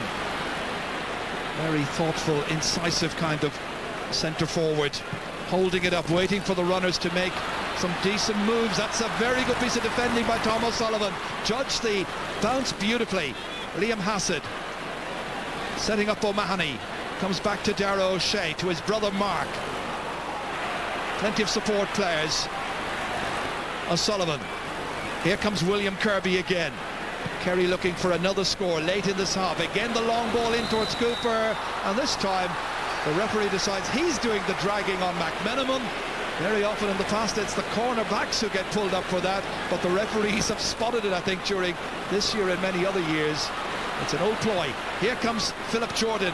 Great ball in towards Mulligan, catches it well, inside laid off to Canavan. Great goal! Peter Canavan in stoppage time at the end of the first half. Oh, what a beauty, Ger. The combination, the interchange, the finish, top drawer. Just watch the handling, the timing of the run, and the precision in the finish. That is top quality. It was Mulligan who took it down ahead of Paul Galvin, isolated as a full back on this occasion. Watch for Canavan coming in, and that's his 9th ever goal in championship football. And it's Toronto lead by 1-7 to 1-4. How the game has turned around quickly. Kavanagh now dishing it off once again towards McGuigan, looking for a late point, appreciating that every chance must be taken, and he's taken this one. McGuigan has got a second point. It's turned around brilliantly for Tyrone. The challengers against last year's champions lead by 4. That's a wonderful finish, but again going back to the goal, Ger, just watch the way he pebble skipped the ball into the net, just dribbled along the ground, precision at its best. Some brilliant football, some great memories from this first half. Tomas O'Shea, Kerry now realising they've got to fight right to the end to win this one, if they're to win it. Here's Darragh O'Shea, what a response, high and over the bar. Great movement by Darragh O'Shea. Emphatic, needed, and such a handsome point from a fabulous player who's playing very well along with Kirby in the middle of the field. We're watching a great final. Watch this again. Taking it on the run, beautifully over the bar. Some terrific scoring, and that's a first for the afternoon for Darragh O'Shea from An Gaeltacht, gritting his teeth in the centre of the field. And the fans now realising they're watching quite a contest. We're in the 3 minutes of added time, remember, so maybe a second or two remaining. Tyrone have it again in the centre of the field. Davy Hart to Jordan. Philip Jordan advancing. Sean Kavanagh holding it up here. 3 points the margin. Played out here to Ryan Mellon, who got the first 2 for Tyrone. Dropped short this time. Diarmuid Murphy challenged, and the referee blows his whistle at the end of a terrific first half. The crowd rising all around Croke Park, and Peter Canavan coming there in the 36th minute of the first half, in stoppage time, after Gooch Cooper had starred at the other end and set up a goal for Darrow Kineda in the 6th minute. Mickey Hart will be pleased. Every one of his forward line has scored in that first half, and some of the Kerry fans will be wondering, is this the day when we've put our title on the line maybe once too often? Kerry have it all to do. They have a real battle to win down there against Tyrone, and just 3 points is it between them at half-time. It's Tyrone 1-8, Kerry 1-5. Let's go down for some comment immediately now to Marty Morrissey. Marty. Thank you very much, Chair. A most enjoyable first half. You dominated the first 15 minutes, Chair, but Tyrone have come back into it. Yeah, Tyrone are playing extremely well. Like they have Kerry figured out. They're stopping us from getting the ball in fast. They're attacking us around the middle of the field in the half-back line, and they're pressurising us in that area, and they're not allowing us get the ball in fast. Whereas on the other hand, they're able to come up the field at pace, and they're putting us under pressure. They're isolating their forwards, and they're able to get the scores, and they deserve to be those few points up at half-time. That goal was crucial, though, a psychological moment for both Kerry and Tyrone. Yeah, well, Tyrone always hit you when you least expect it, and they're always great, with a couple of minutes to go before half-time or at the end of the game. But it's all to play for yet. Our guys are not going to give in, and it'll be some second half. We look forward to Gerard. Thank you very much for joining us. Father Gerard McAleer, you started poorly, conversely to Kerry, but you've certainly finished with a bang.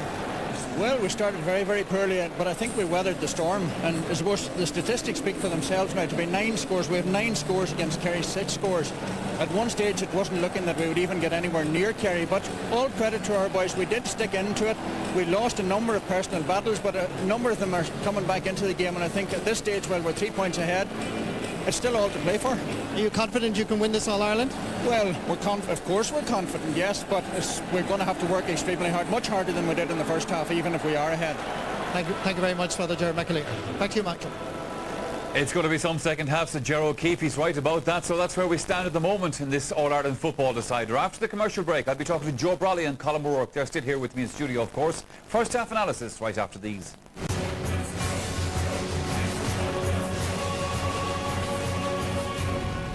It's half-time in the 2005 All-Ireland football final between Kerry and Tyrone. Tyrone leading Kerry 1 goal, 8 points to 1 goal and 5 points.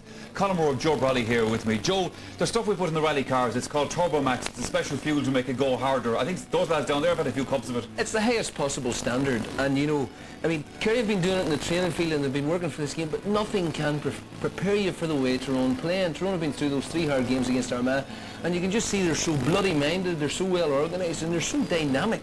And tactically I think that Kerry are in a bit of a bind now, because Gormley's sweeping in front of Cooper. Sullivan has gone out the field and he isn't really contributing out there. The tackling's too intensive out there. He's not able to get on the ball. And the most important thing is that Gormley's able to play in front of Cooper. Canavan's playing out around the middle and he's laying off, and he's playing as a link man, and then he's running late, as you saw, for the goal. And Tyrone are rampaging through the middle at great pace to break down the Kerry blanket defensive system, and boys like Ryan Mellon are just showing, someone like Tomas O'Shea, who's one of the best players in the country, showing him no respect whatsoever. This is the full-on Tyrone experience that Kerry are getting now. Which is early on in the game, and for a lot of the game, it has to be said, Colin O'Rourke, Kerry were playing that lovely kind of football. They were breaking through the Tyrone defence in the same way. It was some great points. Their first 2 points from the Gooch and Brosnan were just classic stuff. Yeah, but Kerry then went to sleep after 15 minutes of almost total dominance. And you think at the beginning, he has no right to shoot from there, goes on to his wrong foot and kicks it over the bar. Only a magician can do things like that. And then sweeping move upfield, which Kerry are very good at. Good foot passing from Darrow O'Shea, who's given away a good few balls that he had in his hands. And then Brosnan, who they put into full forward. Again, you would think not the most accurate player in the world, swings his foot and puts it over. Kerry were the first 2 scores of the game. That'll frighten the life out of anybody. But they went quiet. But if the Gooch gets any smell at all, he's in. Oh yeah, he is like really the perfect forward. The Bomber Liston was the perfect forward, but there aren't many of those around. Cooper is the perfect forward, and he will score if he gets the ball, and he'll never lose heart, and he'll keep his patience, and he's absolutely deadly. But Tyrone are able to limit him, and McMenamin's his game as a pheasant. He's doing very well on him, as well as anybody would. But the important thing is that Gormley and Dooher, etc., are getting back in front and making it difficult, so that if Cooper is going to get a chance, it's going to be out towards the corner, out towards the side. When Kerry got the goal, I mean, you would say to yourself, they really are in control of the match now. That's right, but at that stage, Sullivan was playing more up front. He needs to come back up more to help his forwards, because, you know, they have no outlet for ball except kicking it long, and it's just not working at the moment.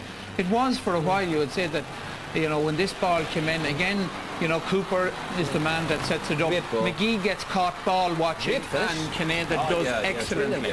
But McGee, I think you see number 4 watching the man instead of watching the ball, and McConnell a bit slow to come out, but Canada does excellently. But then after that, Kerry went to sleep then for 15 I disagree, minutes. Colin. I don't think he went to sleep. Strangled them around the middle of the field completely. Yeah, but also, Colin, and I think Joe's going to make the point, you know, Tyrone are slow to get into games, but when they do, and when they do hit their stride, it's impressive stuff. Well, I disagree with Colin. I don't think Kerry went to sleep at all. You know, I think Kerry came out and executed the game plan that they wanted to execute in the first 15 minutes. But, you know, that again, a hard back to point, is coming off the training field. Tyrone are coming into this game from 3 battles with Armagh, and it's automatic pilot almost. You know, this is how you do it and this is how we go about it. The mental strength and the resolve, the boost to their confidence that having coming through those games. Kerry, on the other hand, you know, having been used to burning teams off easily. You know, Kerry are in a huge battle now, and the most important thing from Kerry's point of view is whether or not they have the mental strength to stand up to Tyrone, because otherwise... We talked before the match about the importance of Owen Mulligan. We wondered, would Canavan start the game? The goal came from the 2 of these lads, of course. That's right, but an unusual situation developed here. You know, it was no free there, I think. You know, Gooch and McMenamin sort of shoving at each other. The free goes to Tyrone, and straight away the attack, and they have got increasingly good. But if you look at this situation here, Mulligan, brilliant catch, and Canavan's there, slides it under the goalie because he's a brilliant goalie. But if you look at this, Paul Galvin is isolated on Owen Mulligan. You know, where was Mick McCarthy? A terrible mistake for the Kerry defence mistake. But you can see Canavan shouting, give it to me, and as soon as he does, holds it up just very few people would put it in there. And very few. He also holds up the man. I mean, Mulligan did everything perfectly there. The reason that Mulligan was on Galvin is because Tyrone pull you all over the pitch. There's no such thing as conventional positionings, you know. OK, gentlemen, we have a break to take here in the programme again. Join us after that for the conclusion of the story of the 2005 Football Championship. Welcome back again to Croke Park. Half-time in this year's football final. Tyrone leading Kerry 1 goal and 8 points to 1 goal and 5 points. 82,112 people are enjoying this game, and we are amongst those, obviously. We're still buzzing about that goal of Peter Canavan, still discussing it. You know, I think it's a great goal. As connoisseurs of goals, not necessarily that we scored that many, but as connoisseurs of goals, it really was a thing of beauty. I mean, this is one thing that has really flummoxed Kerry. You know, this work rate of Tyrone all over the field, and they just go for everything. They're like automatons. Great ball in, brilliant catch by Mulligan, who's about 14 stone and a joiner by trade, so he's no trouble. Holds it up beautifully. Now, if you watch the goal, he gave it exactly at the right second. You know, so the Kerry player was there. He was sort of blocking the goalkeeper. Yeah. Canavan's finish was beautiful, as you would expect from Peter Canavan. But watch Mulligan holding it up to just the right second. Paul Galvin trying to mark him. He didn't give it a second too early, you know, and of course Peter knows all about sticking them in the Mulligan would normally turn and shoot himself, but the only person in the world probably that he'd pass it to was Peter. He took a glance at Canavan's face. He's a good unselfish player, Mulligan. He gave the ball. And Dermot Murphy's a very big goalkeeper, and big goalkeepers, everybody always tells you, keep the ball on the ground, you know, and it wasn't even a hard shot, but it was the one place that Murphy was going to have difficulty with. Yeah, Brian Doher scored a point that was also very important in the first half. I mean, he's the captain of this team, and you know, when Tyrone were struggling to sort of get into the game, he came up and he scored one of those. Yeah, that kind of job. Passion, you know, and with all the other things that they've got going for them, you know.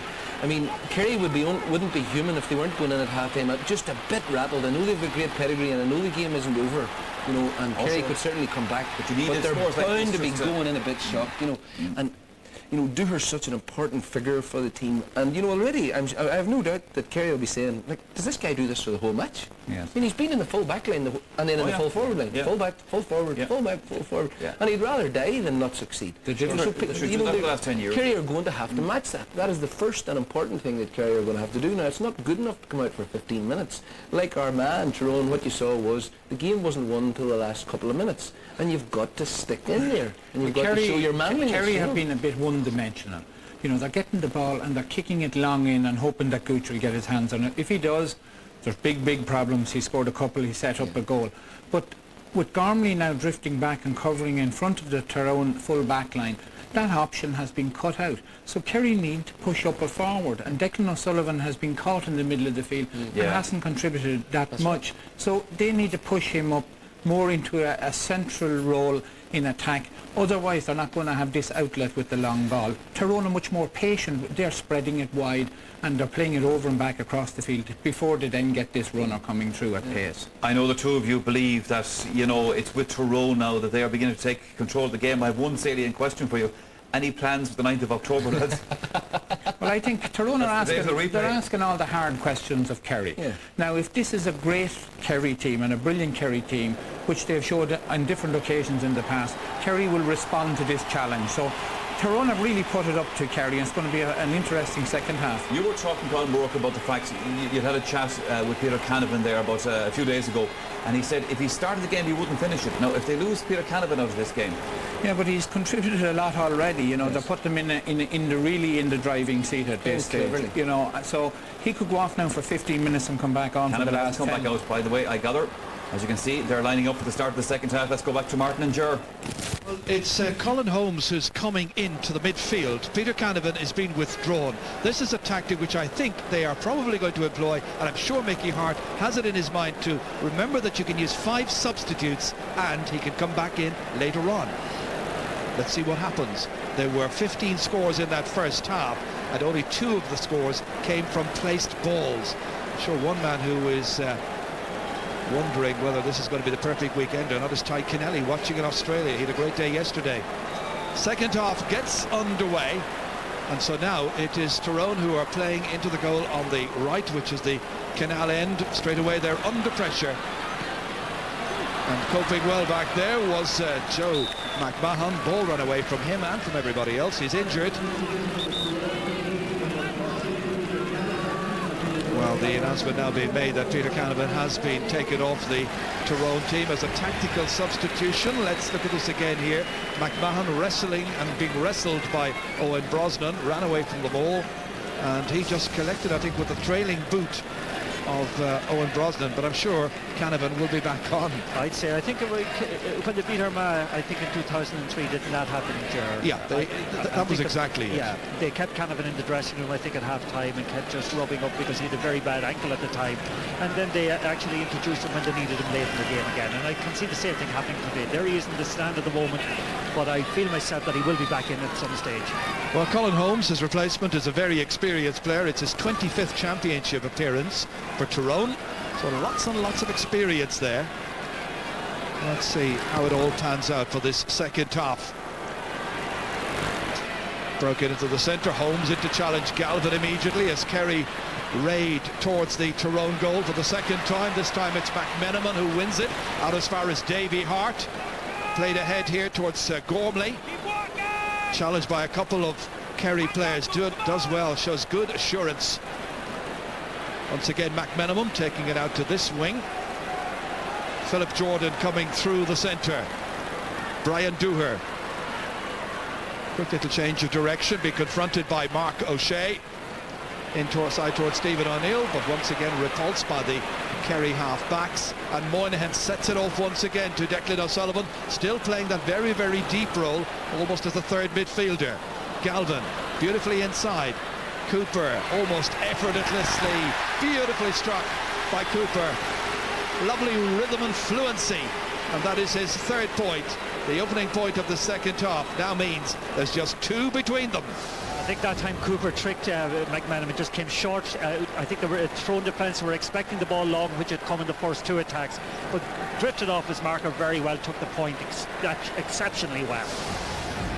I was mentioning Australia earlier on. There's a lady called Elaine Barry from Tralee watching it down there. I know she's going to be very happy after that point. There's McConnell's kick to the centre. Darragh O'Shea breaking it once again, but it's taken by Ryan Mellon this time, supported by Sean Kavanagh.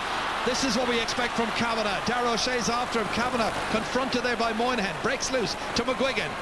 Again, the reinforcements are coming. It's Brian Dooher high up into the air. Well, that wasn't the best of finishes, but he did score a beauty in the opening 35 minutes. such a good kick that time. Yeah, but it's their ability to be patient in pressurised situations that's so impressive, and their ability to find the outlet pass when others would panic. And I think that distinguishes Tyrone maybe from Kerry today. This kick out this time by Dermot Murphy is picked up by Philip Jordan of Tyrone, so they do well on Kerry's kick out on this occasion. Now can they turn it into a scoring opportunity? Ryan Mellon forced out to the periphery once more. Jordan coming inside. Look at the number of Kerry players around him. Still this composure. It's McGinley this time beyond Owen Mulligan, and Kerry have a chance to get it back and do so well with Declan O'Sullivan looking assured and able as ever. Moynihan running into trouble, but again Darragh O'Shea coming to his assistance. Two of the more experienced players. 5 of this Kerry team are 30 or over. That's Galvin with a high one to the face, and he could be in trouble with the referee for that. Fans getting back onto their feet again, and Galvin is called aside following that high challenge there in the intensity of the battle, and he's got a yellow card. Philip Jordan, I think, was the player that he was colliding with. Yeah, again went in hard that time, caught him high, but again a lot of turnovers, a lot of sloppy play in that little bout of play. Again took him very high, and again deserved to get a yellow card for a tackle like that.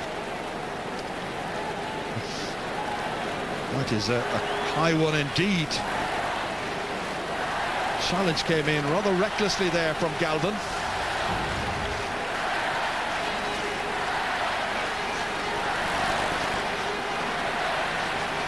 Stephen O'Neill then with one converted free so far. This from outside the 45-metre line. Comes off the post down to Mulligan. Again the backs were all around him, did well and had the presence of mind to fist it over the bar. And it's a 3rd point for Owen Mulligan, man who was central to the creation of the goal scored by Peter in the first half. This was taken beautifully, but look at the number of Kerry backs swarming all around him. It's 1-9 for Tyrone, 1-6 for Kerry. Yeah, great presence of mind, as you say, Ger, to score a point like that under severe pressure. Colin Holmes fisting it. It's taken by Galvin here on a yellow card. One of 4 Kerry players yellow carded. Here's another, Seamus Moynihan. Laid off towards Hassett. Great anticipation, however.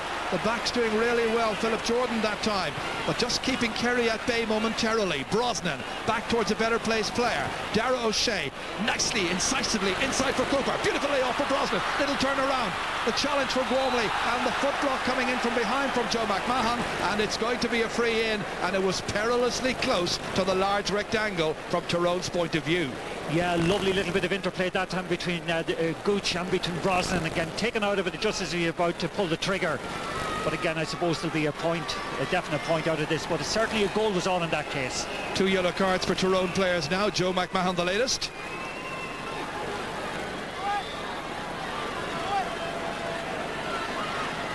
Well, this just outside the 13-metre line.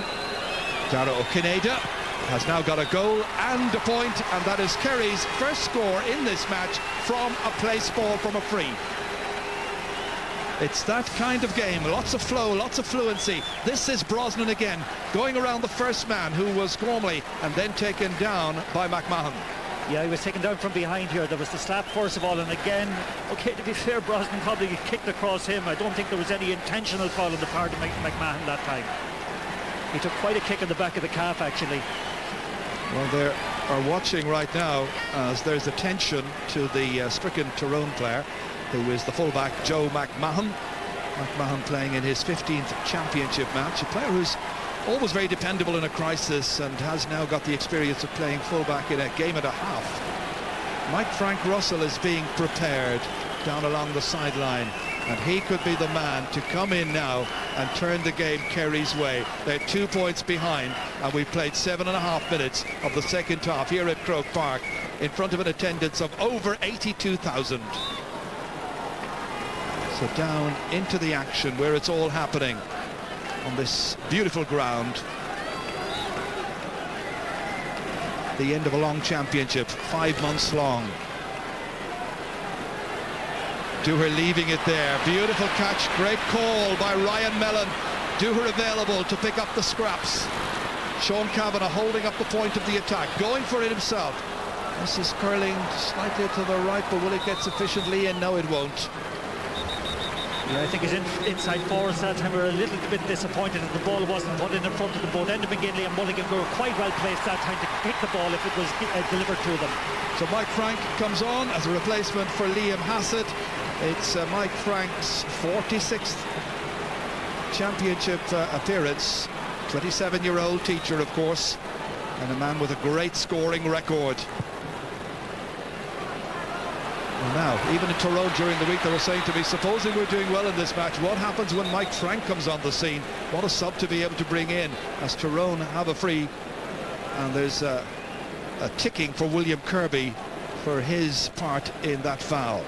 Yeah, there's a boy actually be very pleased with his game today is Ryan Mellon. Again, that's the second beautiful fielding he's executed during the game. Fouled from behind by William Kirby, but the 2 points he got early on, as well as some of the fielding and his work rate, have been instrumental in actually keeping Tyrone ahead of Kerry. Well, he likes playing against Kerry. In the league, he got 2 goals down in Killarney. Admittedly, one of them came from a penalty. Mickey Hart then, who has won 16 of the 24 championship matches in which he has been responsible for Tyrone's fortune so far. That's a probing ball in. Diarmuid Murphy. Kerry don't concede too many goals, but Murphy beaten once this afternoon, and they are trailing by 2 points in this final, as once again they come forward with Aidan O'Mahony from Rathmore for William Kirby. Oh, he's left it behind him. Good strong play by Colin Holmes that time. It comes to Stephen O'Neill. Now Sean Kavanagh, they're trying to exploit gaps. They're trying to exploit maybe a fresher, more youthful approach as they take on the champions from last year. Bottled up initially, comes back once again. My goodness, is it intricate. Well, will it finish? It finishes with a most brilliant score by Stephen O'Neill. They were playing ducks and drakes with the Kerry backs that time, and Kerry had no answer for the old 1-2. The 1-2 finished by O'Neill. Absolutely majestic. Just watch the calmness under pressure. The little 1-2 bamboozled the Kerry defence, and again O'Neill's strike with the right foot from a difficult angle. Top class. Just watch again the turnover here. Again, great tackling back by Collie Holmes. And Kerry have a free in the centre of the field following all of that. Well, now have Kerry, the champions of last year, got it within themselves still after 10, nearly 11 minutes of the second half to come back and to win this final and to lift the Sam Maguire, win the title for the 34th time. Tyrone going for just their second. Well, certainly they're dictating the tempo and the trend of the game at the moment, and the way the game's being played. They're just outthinking Kerry. That's a beautiful ball again. Measured pass to O'Neill. Beautiful layoff to Mulligan. Quick look up. All those matches that they've played. Great block by Seamus Moynihan. Spills down. Moynihan trying to get in again. So too is Stephen O'Neill, and the referee will, I'm sure, throw the ball up after all of that to end the uncertainty. Yeah, you sometimes think actually, Jared, that Tyrone become too intricate and too, over elaborate in what they're doing. If they were a little bit simpler, I think they'd get a better dividend. Interesting and exciting match. Opening quarter belonged to Kerry. They were stylish, playing with flair, getting the scores, getting a goal, and then Tyrone settled to the task. But Kerry trail by 3, and it's Tomas O'Shea setting an angular ball in there inside towards Cooper, and it's won again by Ryan McMenamin from Dromore. Great ball ahead, and there's nobody picking up Sean Kavanagh. Now maybe the legs are going from the 2 midfielders for Kerry. Can they stay the pace with Sean Kavanagh and company? There's a long way to go. Kavanagh kicking off the post, and it comes safely back down to Tomas O'Shea. That was a let-off. Yeah, and a lot of Kerry players, as you rightly have identified, are beginning to wilt out around the middle. I think they need fresh legs and lead them very quickly if they're actually to get back into the game and sustain this barrage of Tyrone pressure at the moment. And Kerry hold on to the ball too long. Declan O'Sullivan is penalised. It's going to be a free to Tyrone. It's Tyrone's 10th match of the championship against Kerry's 6th. And Chris Sloan is coming in for Joe McMahon, who was injured a little while ago. It's his 34th championship match. Fitting he should come in because he played in 8 of the opening 9 games. Great campaigner, Chris Sloan. He'll give everything he has to the cause, you can be certain of that. So Joe McMahon makes his way off, and it's Tyrone who have possession. Once again, McGuigan holding it up here. Nice ball inside here for McGinley, who can play just about anywhere. Back it comes once again towards Collie Holmes, laid outside to O'Neill, getting it on the trusty left this time, beautifully measured. Great score by Stephen O'Neill, and that's a third. The Tyrone fans are having a wonderful afternoon at Croke Park. Their team are leading by 111 to 1-7. Look at the style of this.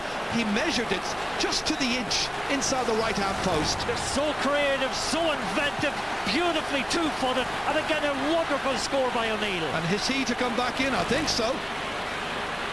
Kerry, what is their response? They are rocked by the champions of 2003, who have the ball back again, with McGuigan, who's fouled. Free quickly taken to Philip Jordan. Referee says hold it a while. They're just chasing shadows at the moment, Gerard. Kerry cannot keep up with the sustained pace and pressure of the Tyrone team. Just wonder whether the younger Tyrone team, in spite of all the matches they've had all season, maybe that was the best thing that ever happened to them. It gelled them together brilliantly as a side. Here's Dooher again, laid off here towards O'Neill, likes it on the left boot, he's dragged down by Aidan O'Mahony. Again the other backs come in quickly, invite the Kerry player to hold on to it too long, or force him to do so, and it is a free out for Kerry. Oh, that's a push in the back by Tyrone's Brian McGuigan. Yeah, I thought Stephen O'Neill was a little bit unlucky that time in going through. I thought he might have got a free. McGuigan is ticked there for not getting the ball, getting away from the free quickly enough. Now Mike McCarthy from Kilcommon. Sean Kelly, the Oak Tyrone Common Luke scale, is from that club, and the president must be biting his nails if he does that practice. His team are trailing by 4, and Kerry have another free. And Tomas O'Shea, who was ticked just moments ago, ready to take this one. Yeah, the relentless application actually, Gerard, of the Tyrone team at the moment is beginning to wear Kerry down. They need scores rapidly if they're to get back into the game. Well, they need this man here, Mike Frank Russell, to explode into life. He's only on the field about 4 or 5 minutes. They definitely have the quality though, Gerard. It's just a case of maybe trying to get a bridge hold around the centre of the field again. They're not getting any ball there, either in first phase or on breaking ball. They need to get that to get themselves back into it. Well, as the fellow were saying, and you've mentioned, they have been somewhat one-dimensional. Like people have always said, if Cooper is held for Jack O'Connor's team, what's going to happen? Cooper is limited to 3 points, I know, which isn't half bad by Mickey Hart and company.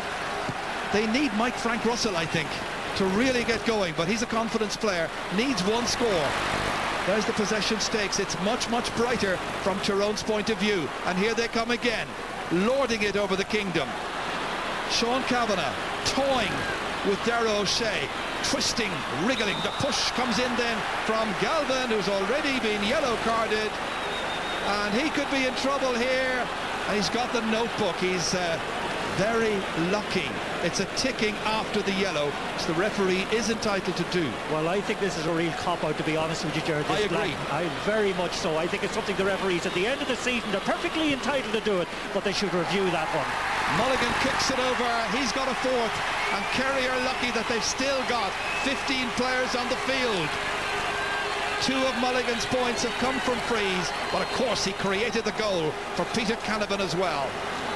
Kerry need players at the moment to stand up and be counted. Out around the middle of the field, they need to start applying themselves, get on the ball, and just match Tyrone for application and work rate. Kerry haven't scored for 10 minutes. They went through the first half not scoring at one stage for 16 minutes. This is not like the Kerry champions of last year. But then people have said Kerry didn't really meet a good, strong, physical team yet this side. They are this afternoon, and that side is Tyrone. Brian Dooher hoping that he'll be lifting Sam, but there's still quite a while to go. Bad ball away, comes to Colin Cooper. He'll be up for the fight. Back to Darragh O'Shea. They need to score quickly.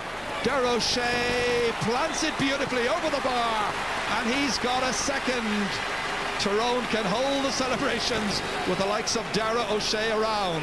Young fans, young and old for Kerry, saluting that score, and it's 112 to 1-8. Yeah, great score from Darragh O'Shea, probably his best display, I think, of the championship today, even though he's playing on a team that is under a lot of pressure. Mickey Hart, meanwhile, down on the sideline, is still chatting away to Peter Canavan. They're just discussing the game right now, I'm sure, but they're hatching a plan. What's the right moment to bring Peter back in? Tyrone in a lot of the games too, Gerard, have had lapses of concentration where they've allowed teams back at them. Now they need to guard against that for the remainder of the game. And this time it's A Tyrone free kick for pushing that time by some of the Kerry midfielders. Dooher taking it, won well here by Enda McGinley, such a game young player. Ryan Mellon beautifully back in again here. That time dropping short into the arms of Murphy that time from Stephen O'Neill. Shades of the Dublin game, Ger. Yeah. And Kerry can counter, but look at the number of Tyrone players, the swarm defensive work. It should leave a couple of players from Kerry loose if they're quick to look up and spot where the gaps are in this huge park. Here's William Kirby, forced to kick it under a little bit of pressure. Now it's into the inside forward, and that's great fielding in there. Wonderful play by Chris Lawn. Never ever was he going to leave the side down, and it comes out to Philip Jordan. He's restrained and fouled. Free kick rapidly taken. Here comes McGuigan. They're absolutely inspired at the moment, Ger. They're on a real roll. They're running off the ball, is causing endless problems for Kerry. Can they maintain it, Tyrone? Can Kerry find a way back? They're trailing by 4, and once again it's Collie Holmes looking for somebody to come and support. That somebody was Kavanagh. Now it's Mulligan, and that time hitting and hoping, but really could have done a lot better with that.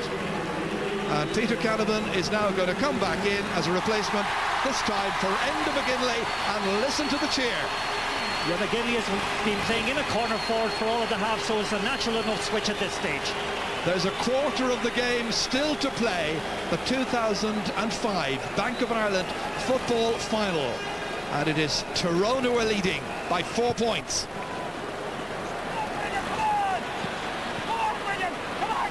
Well, Kerry will need to build up their scoring opportunities.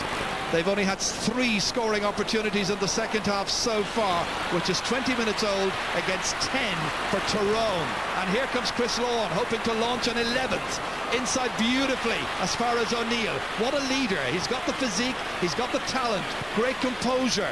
Inside to Mulligan, taking on McCarthy, looking around quickly. Where's the support? It's from Davy Hart, up from wing back.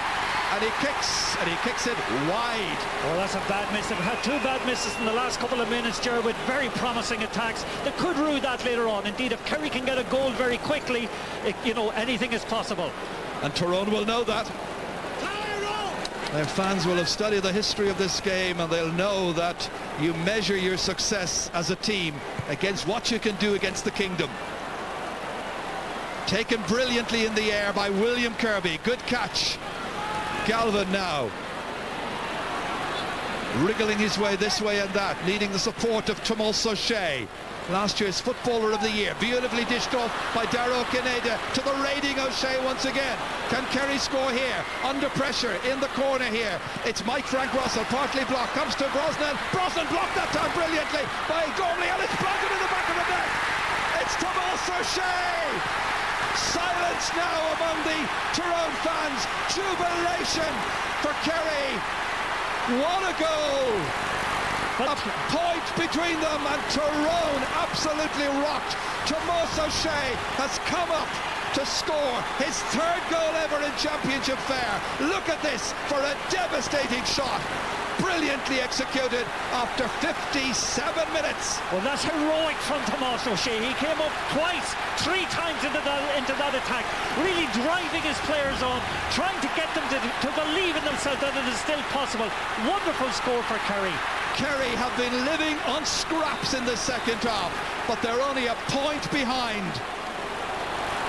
Again, they come forward here with the elegant Declan O'Sullivan, pursued by Brian McGuigan. Support again from Darragh Kineda. He's playing well. Colm Cooper. Limited ball going into the inside forwards, but they can be so effective. Darragh O'Shea trying to equalise it, failing to do so. That's some contest we have here. It is an absolute cracker, and great credit to Tomas O'Shea, because when so many were having a sporadic involvement in the game, he has driven forward against all the odds. Just watch that again for a finish. 2 attempts, fantastic shot right into the top near-hand corner, very difficult to execute.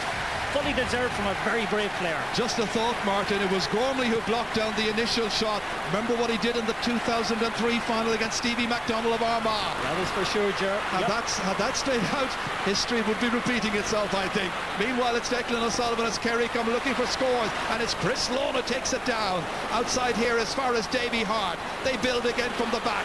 It's the little flyer with the white boots, McMenamin, out here towards a composed Sean Kavanagh, looking around, trying to pick the perfect pass. He's picked out Mellon. It's back out towards McMenamin again, taking on O'Mahony. Beautiful ball inside. Here's Stephen O'Neill trying to engineer something a free would do. Outside to Canavan. Oh, it's an impossible angle. Oh, it's an impossible angle, and he's made it. Absolutely brilliant by Peter Canavan. A goal and a point by the man these fans call God. Call it the hour, call it the man. They badly needed that score. And again, you must credit the wee man at the back, the wee wasp himself, Ryan McMenamin, the way he came forward that time. 2 or 3 times in the attack. Then fed God. God found heaven. It's 2 points of a margin now between them.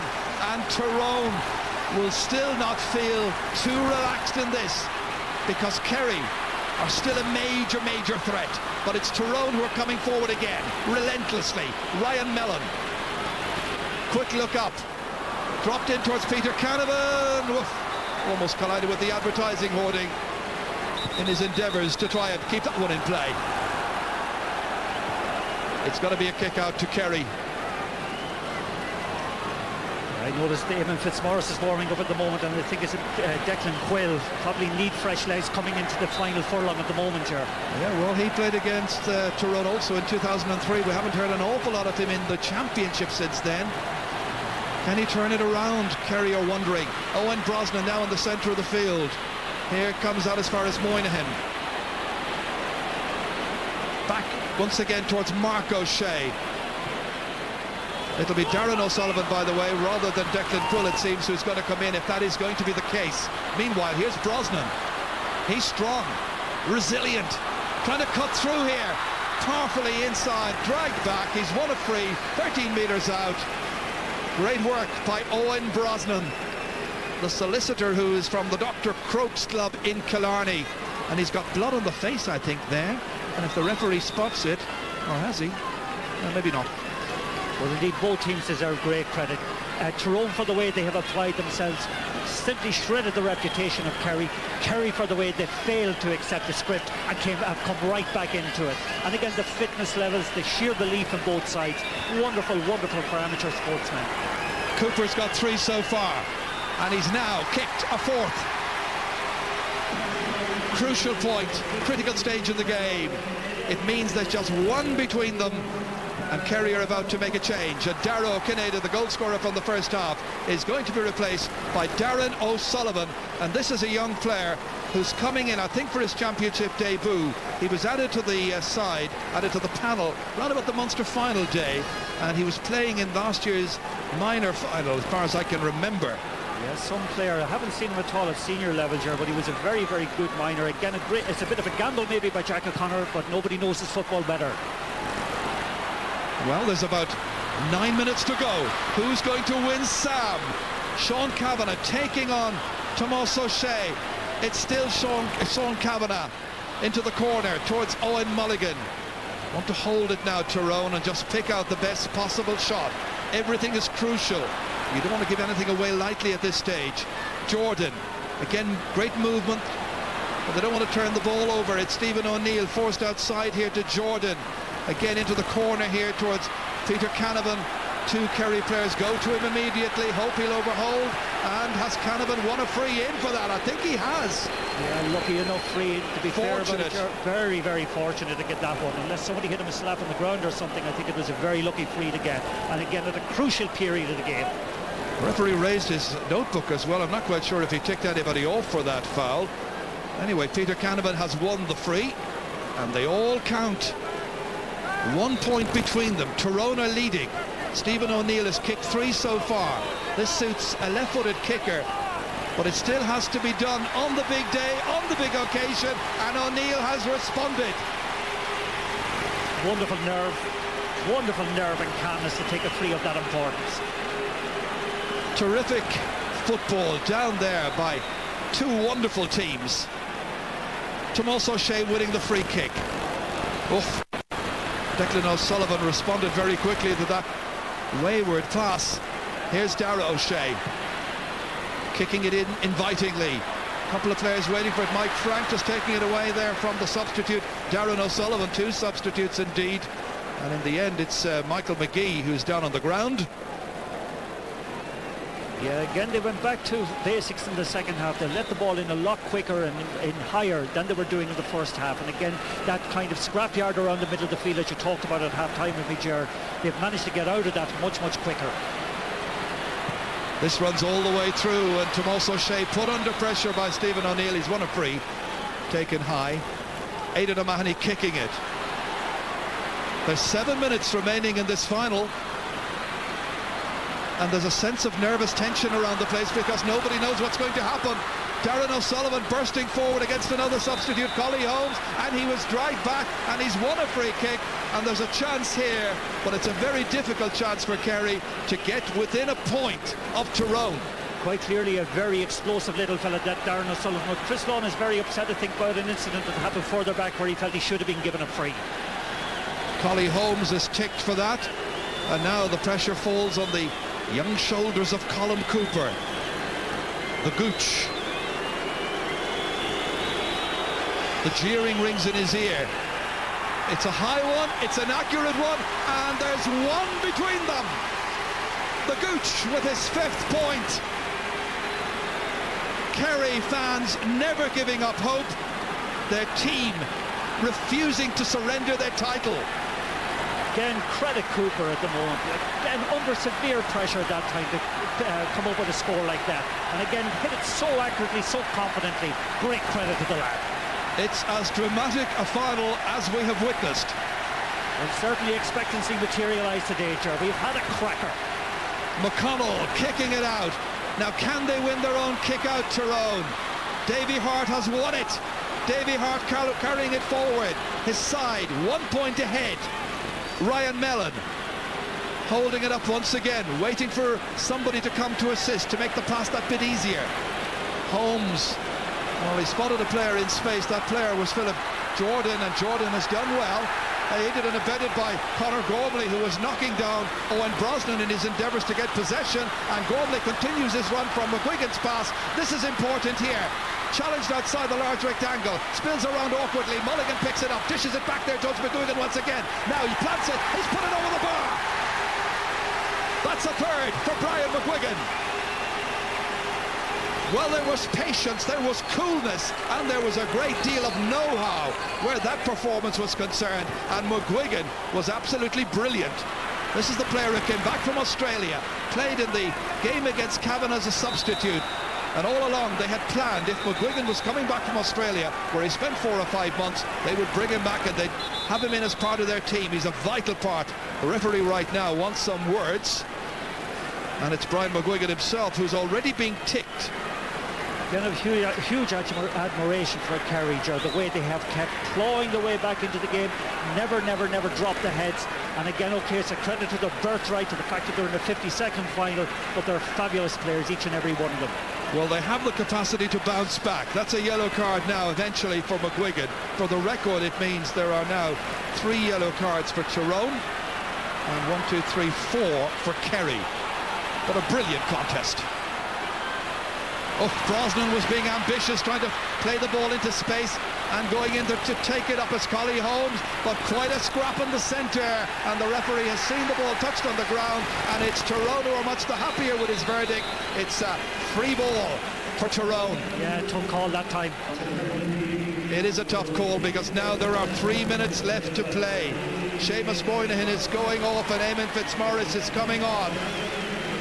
Fitzmaurice, a very, very experienced player, comes on for his 41st experience of playing in the championship, and Brian Sheehan is coming on for Paul Galvin. So they're throwing everything they've got at this stage for the last 3 minutes, because Tyrone are leading Kerry in the 2005 final by 2 points.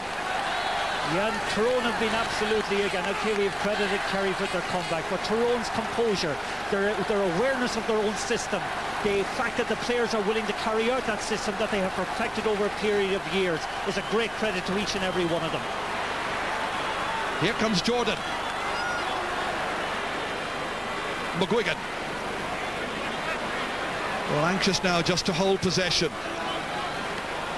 They don't want to give the ball away, can't afford to give it to Kerry, need to frustrate the kingdom, in fact, as we watch the substitute there, Fitzmaurice, commit the foul, and the referee awarding the free to Mickey Hart's team. Yeah, they've been smart, they're slowing things down, they're getting, you know, they're just kind of wearing Kerry down a little bit, frustrating them, I should say, Ger. Tyrone are leading by 2 points, Martin, but the bad news for their followers watching everywhere and anywhere right now, there's going to be 4 added minutes. Yeah, well, that's where tension mounts. Yeah, tension mounts. There's been a lot of stoppages. Beautiful ball in once again towards Ryan Mellon. Holds on to it, great handling. Peter Canavan, again, using his experience. McGuigan holding on to it here. Tyrone 115, 210 for Kerry. Philip Jordan, Jordan going through, Jordan hitting it, and Jordan scoring! His first point of the day! What a score by Jordan, the player, and not the model, but he's a model player. An absolute classic. Again, patience, probing, eventually getting the gap, and again a decisive finish. Wonderful, wonderful play that time by the Tyrone lads. Stephen O'Neill being spoken to. Again, the referee wants to hold up the play. Kerry want to get on with it. They are behind by a goal, by 3 points. And there's a yellow card for Stephen O'Neill. I know a lot of purists would kind of balk at the suggestion that possession play is actually bad for the game, but again, from a Tyrone point of view, it was so clever that time, so smart, the way they actually orchestrated and engineered the space before they got the score. It's Jack O'Connor's 13th match in charge. Is it to be the one where they finally lose? Are Kerry to relinquish their title? Are Tyrone to win it back, having lost last year? Here once again comes Darren O'Sullivan. O'Sullivan up against Chris Lawn. Kerry now need to get the ball in. We're in the 4, or nearly into the 4 minutes of added time. Kerry will need a score quickly.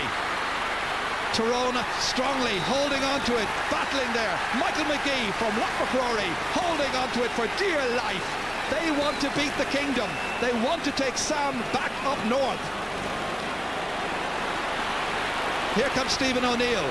We mentioned at the beginning of the game this could be a defining moment for Kerry, taking on a really strong Ulster team in Tyrone. They wanted to take on, I know, either Tyrone or Armagh. Lott has thrown up Tyrone for them, and right now, how will Tom O'Sullivan and the rest of the Kerry team respond? The kick inside towards Cooper, a difficult one for him. He was fouled, the referee says, by Sean Kavanagh. Cooper's on the ground. It's going to be a free in. Yeah, I think Kavanagh gave away the free that time, definitely, Jaron. Again, okay, what did they do at this stage? We're into the 71st minute of the game now. Did they go for the point, bring it back to 2, or they go and try for the goal? Well, he's going to get a yellow card. He was ticked earlier on. Well, I guess, Martin, if you've got another 3 minutes, you'd take a point at this stage just to make sure.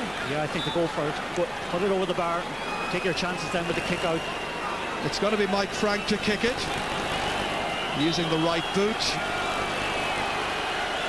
Under 3 minutes remaining now.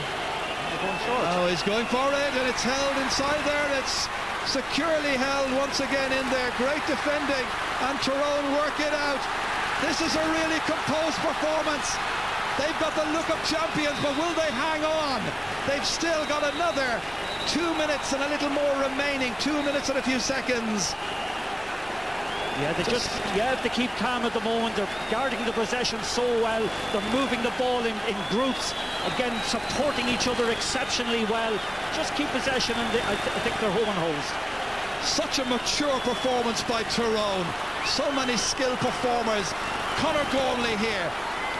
Well, he's been one of the terrific players this year for them. This is Mark O'Shea trying to win it back for Kerry. Kerry have a free. We're in the 3rd minute of the 4 minutes of added time. He's got a goal already, and Tomas O'Shea comes down looking for something else. Freed outside here. They come forward once again. This time it's with Brian Sheehan, the substitute, trying to go through. Spills loose, straight as far as Michael McGee, and McGee tigerishly holds on. Tension all around the place. This time it's Ryan McMenamin. Still McMenamin. There's still got to be another minute to play after all of this, and Kerry may get the ball back. They do. Tomás O'Shea has it. Sensational All-Ireland final. Inside to Darragh O'Shea. This time, various things are happening off the ball. Let's continue and watching what's happening. Mike Frank Russell into space. Nobody there for him. Colin Cooper was taken out of the action there. As I saw it, the referee's whistle sounds. It's all over. And Tyrone have won the All-Ireland. Absolutely sensational performance by Tyrone. They've won by 3 points. They had so many heroes, and after 10 matches in the 2005 championship, they have come and they have beaten the champions of last year. Everybody wants to beat the champions, and Mickey Hart and his backroom team have engineered a most wonderful success. His selector, Father Gerard McAleer, but people like Tony Donnelly and Fergal McCann as well, and all the backroom team. And look at the invasion of the pitch by all the thousands and thousands of Tyrone fans in a crowd of 82,112. And Peter the Great, Peter the God, Peter the man who scored the goal in the 26th minute, or the 36th minute I should say, of the first half, stoppage time in other words, and what a goal that was. It's one of the greatest All-Ireland cheer I've ever seen, and what a display by the Tyrone team. They were absolutely wonderful throughout. Mickey Hart armour-plated those fellas against all kinds of ills, all kinds of possibilities, and they delivered with style. And to have beaten the Kingdom in an All-Ireland final is just simply wonderful for Tyrone. I don't think I've seen a better final. That was magnificent. We're privileged, Sheriff. We're privileged to be watching this scene at the moment. It's as great a scene as I think you could see in sport. Such emotion, such passion, but such a wonderful, wonderful game of football. There was brilliant skill. Brilliant skill. Absolutely. The place is awash with fervour at the moment, Jared. The Tyrone people, why wouldn't they celebrate? But the way the Tyrone team, to a man, celebrated and played. Let's go down. Let's get some comment after all. Let's go down to Marty. Marty. Thank you very much, Chair. Mickey Hart, first of all to you, congratulations. You've won your second All-Ireland. What a day. A wonderful day. It's a long, hard road. 10 games, and people said if you put in that kind of effort, you've got to lift the trophy. And who else better to put it up to you than Kerry?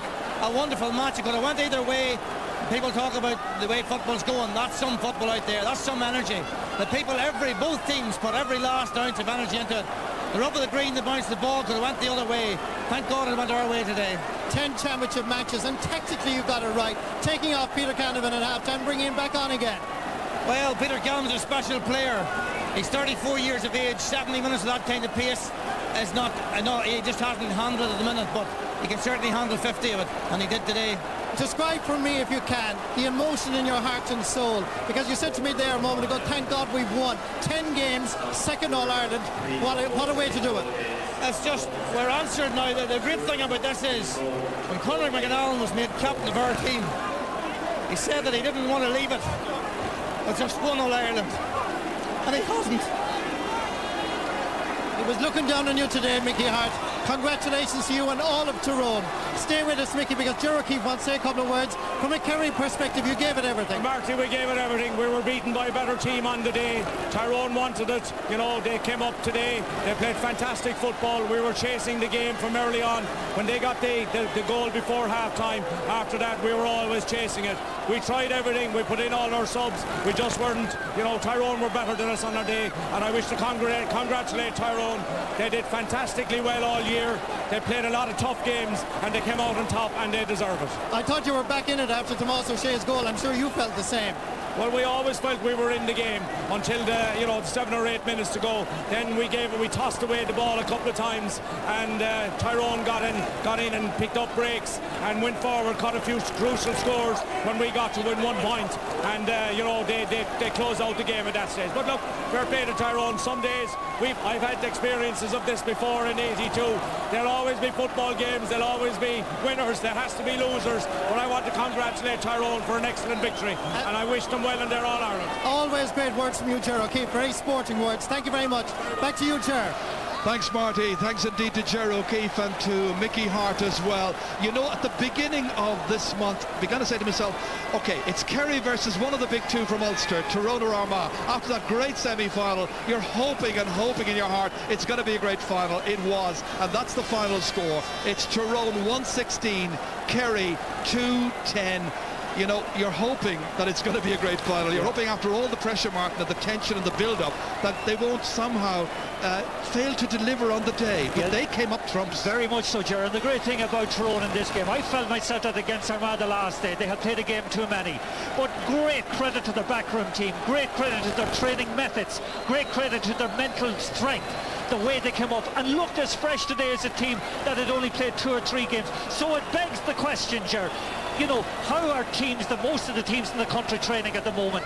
Let's copy the Tyrone model. No challenge matches, training twice a week, and sensible, you know, deployment of your resources. Credit to Mickey Hart. It has been some final and some achievement by him and his players. Wonderful, wonderful game, and we're privileged.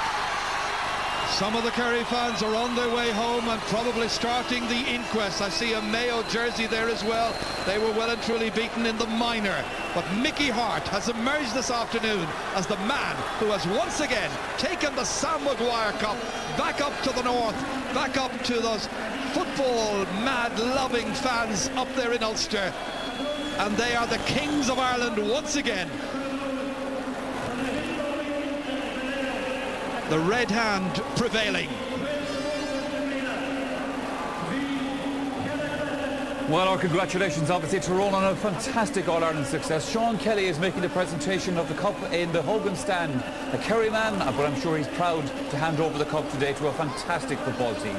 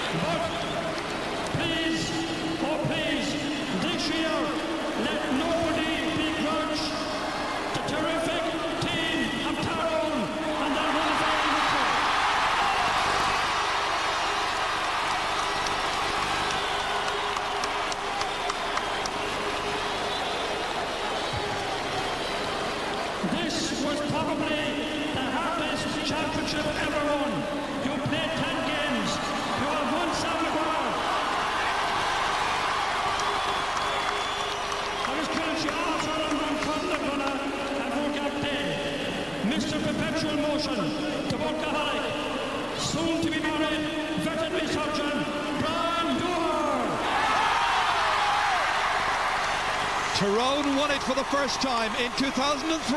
They win it for the second in 2005. And Brian Dooher lifts the Sam Maguire Cup. Tyrone are worthy champions.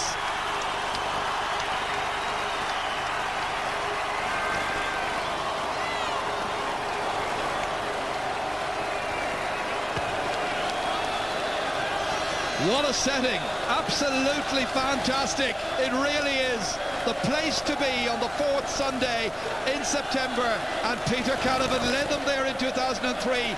Mickey Hart has inspired them and directed them, and these Kerry fans will wonder, were their team just a little bit too stale on the occasion, maybe too one-dimensional?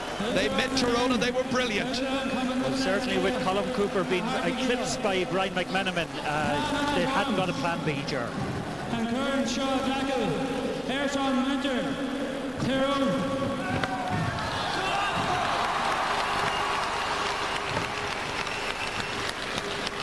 It's good to be back, isn't it?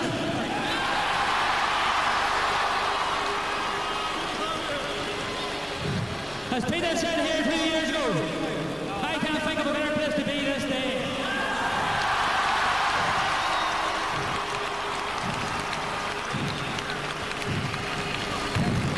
A lot of people over the last 2 years say 2003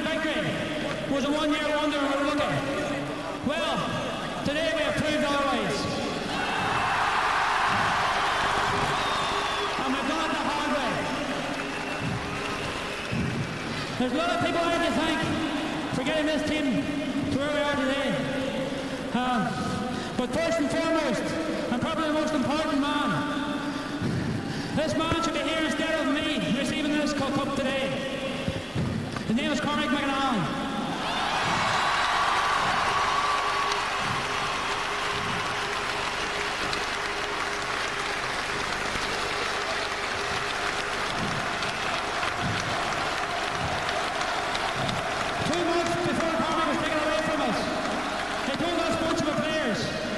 They didn't want to be part of a Tyrone team that only won one All-Ireland. Well, Cormac, you now have two.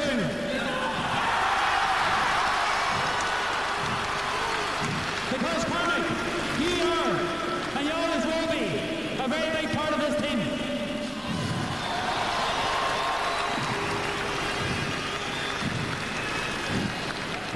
There's a lot of other people I need to thank. I'm just hoping I don't leave anybody out. First and foremost, Rockwell sponsors. They've come in this year, or last 2 years, and give us financial backing. And today is your reward for the Clun family. Thanks very much.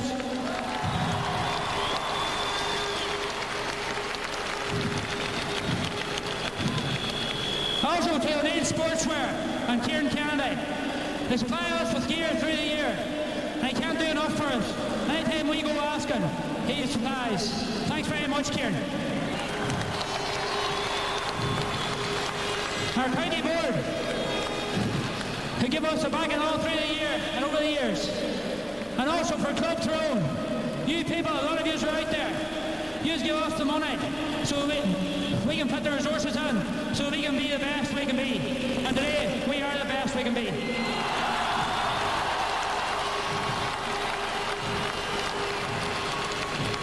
Also, I'd like to thank the players' families, wives and girlfriends.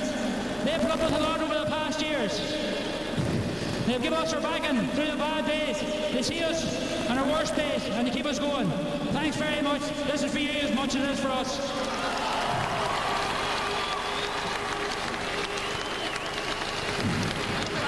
For you supporters, you've had a long, hard season. We have played 22 matches this year. You've followed us there through thick and thin. With a lot of matches to Dublin. Hasn't been easy for you. But you dug deep, put your hands in your pockets, and today it's all worthwhile. Thanks very much.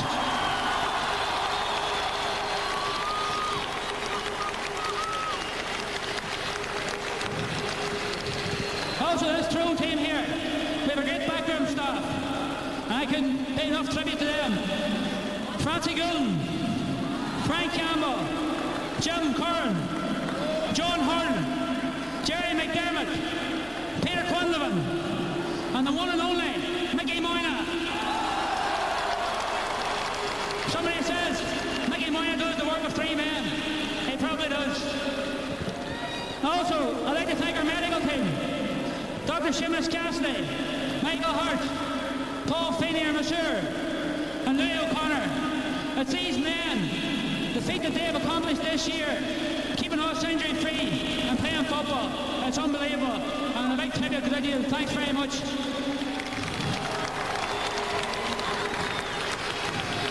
Finally, we come to the men that matter most, our management team. For Father Jared McAleer, our spiritual leader. Thanks very much, Father Jared. Fergal McCann, our trainer. Fergal came in this year, and he definitely had a hard job to follow.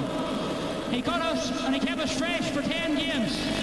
A lot of people said we were going to tire, but if you have Fergal McCann training you, you'll never tire. Thanks very much, Fergal.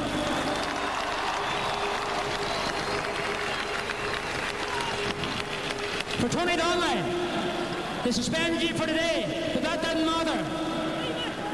You've been in the background for quite a few years now. Now you're getting your just recognition. The only one thing I can say about Tony, whenever Tony talks, everybody listens. Thanks, Tony.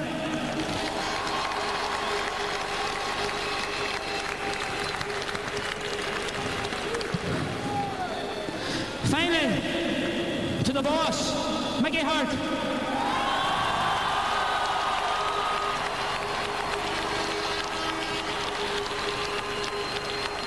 What more can you say about this man? What he has done for Tyrone football beggars belief. He kept us believing through the bad days this season. Whenever it was looking dodgy enough, he kept us. He believed in us. And received a lot of undeserved criticism throughout the year. But Mickey, it makes it all the more worthwhile now. I cannot put any words with this team. Thanks about you. You're just one in a million. Thanks very much, Mickey.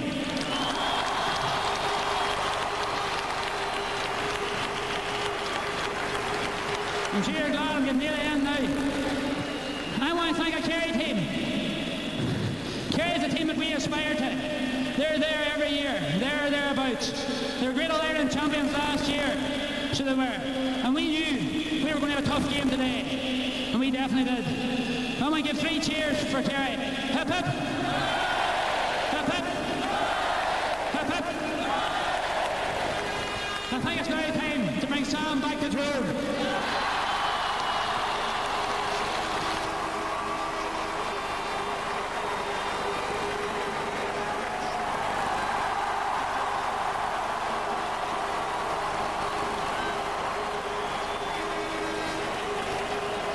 The photographs that are going to make the headlines in the papers tomorrow morning. Brian Dooher, the Tyrone captain, with the Sam Maguire Cup for the second time for the county of Tyrone in 3 years. Okay, coming up here on the programme, we have a commercial break.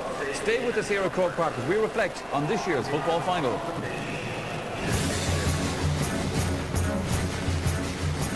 One of the champions of 2005, and our congratulations to them. And indeed, I'm sure that Colin O'Rourke and Joe Brolly want to add their congratulations as well. It's been an incredible journey for Tyrone over the last 3 years. Champions in 2003, the devastation of losing Cormac McAlellan last year, and now champions again. Well, I think that today settles the debate, about the best team in Ireland. And I think, I'll correct something that I said at the start. I said that Kerry and Tyrone were the 2 best teams. I think, in fact, that having watched the game today, Tyrone really could have won that by about 7 or 8 points. The truth is that the best 2 teams we've seen this year are Armagh and Tyrone. And the worry from a Derry point of view is that Tyrone have everything to go on and become a superpower now. Great management structures, huge enthusiastic Gaelic football county, domination at minor level. There were 7 colleges titles available in Ulster last year, and Tyrone colleges won all of them. So that gives you an idea. And I mean, their play today, their spirit, their versatility. Like, you think you've got a man stopped, somebody comes to support him, they take off and they sprint again. On innumerable occasions, you could see in the second half, Kerry were exhausted trying to change them. And the truth about O'Shea's goal was that it came against their run of play, an utterly dominant victory by what is quite clearly a great Gaelic football team. Nothing, I suppose, can compare for Tyrone to 2003. I mean, that was a very special thing. But I mean, today meant so much to them once again, obviously, and to everybody involved. That's right. And the suspicion in 2003 was that once the 1-1, they would win a lot more. And I suppose that's confirmed now. And as Joe says, there's no debate now. Tyrone and Kerry. Tyrone were markedly superior, much more so than I could have imagined. I thought that Kerry would dominate them in a lot of areas. In fact, it was quite the opposite. I thought Tyrone should have won that game by 7 or 8 points. And a lot of the players that I doubted before, like Ryan Mellon, were fantastic. He was brilliant. Mulligan was fantastic. I thought Canovan's roles were also brilliant. In the second half, like Stephen O'Neill got 2 very important points. I mean, when everything was as tight as tuppence, he stepped up and... but it's the versatility. And I mean, there are men supporting from everywhere. They start sprinting when the ball's thrown in, and they don't stop sprinting until the game's over. I mean, the truth was, they just broke Kerry down, They just broke them down. The number of times that Kerry men, proud footballers like Tomás O'Shea, were dispossessed in the second half. This move started from a Kerry left it on his backside as they went away. Kerry lost possession, and you see the pass inside that went to Kavanagh was given by O'Neill. He's then up again, another pass, and back for the return, and then with his right foot off the wrong side again. And he wasn't in the game much in the first half, and of course when he was needed, like every Tyrone player when they were needed in the second half produced the goods. And it's the standard of football. Every Tyrone player is comfortable in possession. They're all great hand passers with both hands. They can kick off both feet. The foot passing, the finishing. And the other thing is the absolute confidence that they have. They make a mistake, big deal. They just go on remorselessly. And as they start stretching out, I mean, the truth is that it's Armagh and Tyrone. And, people have got, even teams like Kerry, you can see it, they've got a long way to make up. Sure. OK, gentlemen, more to come with this year's football final. That's right after this commercial break. Well, up on the big notice board here in Croke Park it says Slán Abhaile safe home, but I think a lot of these Tyrone supporters will not be going home for quite some time to come. Naturally enough, they're savouring this victory here at Croke Park today. Just to wrap up, Colin O'Rourke, looking back at the 2005 championship, hell of a long championship to the beginning of last May, and a very exciting one as well. I think so, and I think it was a brilliant year for football overall, with the two best games of the year for me coming in the last two, Tyrone and Armagh. Actually, I thought the quality of the game between Tyrone and Armagh was superior to today, but in the end we had the best team, no debate about it anymore, with passion and spirit and hunger and a workmanlike performance, and then they had quality football as well and quality players. I just thought Tyrone shone this year in adversity, you know, more so than anything. They just kept going. And I think it is significant that Tyrone were involved in some of those best games that we've seen this summer. Yeah, I mean, the Tyrone Armagh games still are now they're now the benchmark for the season, and you know it'll give Armagh great heart to see what happened here today. You know, because there was a worry generally around the place. I've got to say hello to Turlock and Rory, or I won't be able to go home. Hello lads, how you doing? And I mean, it was a brilliant year's championship, and the football championship is only improving. I mean, and we've got to the fashionable extent now that the PSNI want to play in the Sigerson Cup. Yeah. So I mean, everyone wants to play Gaelic football and be involved in it now. What you see too is the Ulster has shed this image of dour football and come down and sparkled in Croke Park. Yeah, gentlemen, thank you very much. Just a reminder about our nighttime programme tonight as we bring you further coverage of this year's All-Ireland football final. I'll be at the City West Hotel to join Tyrone in their celebrations and talking to some of their heroes of the day. We'll also be naming our man of the match from this year's decider. That's all here on this channel at 9:30, so I hope that you'll be able to join me for that. Yes, that's all for later on. It's time now for us to pull down the shutters here at Croke Park. My thanks indeed to Joe Brolly and Colin O'Rourke for their contribution all summer long here on the programme. I look forward to seeing you again later on this evening. In the meantime, bye-bye.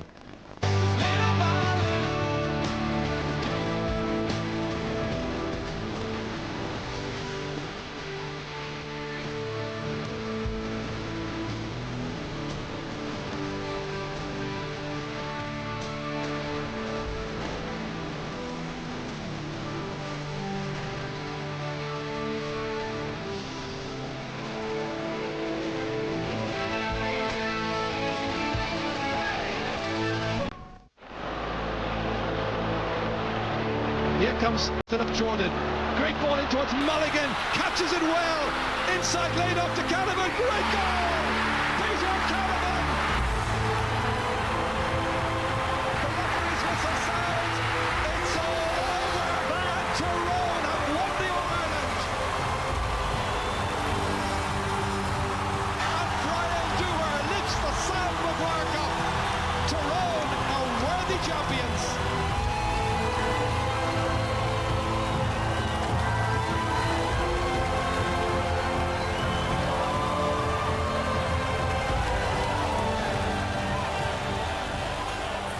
Hello and welcome indeed. Yes, the All-Ireland football final of 2005 is over. The Sam Maguire is here with us at the City West Hotel, and we are here live on the Sunday game tonight to celebrate with the victorious Tyrone team. Tonight, here on the programme, we'll reflect on the big day. We have highlights of the match, we have analysis, and of course we'll also be naming our RTE Bank of Ireland man of the match from this year's final. We'll also be chatting to some of those involved, and that indeed is where we're going to begin here tonight. We are with the winning captain, Tyrone's Brian Dooher, who's with me right now. Brian, you're very welcome indeed. Brian, there's something like 2,500 of your supporters here with you. I suppose another 5 or 6 outside probably wanting to get in. This is what it's all about this night. Definitely is. We've worked from January this year. Worked hopefully to get here, but it was a long hard road, as everybody has seen.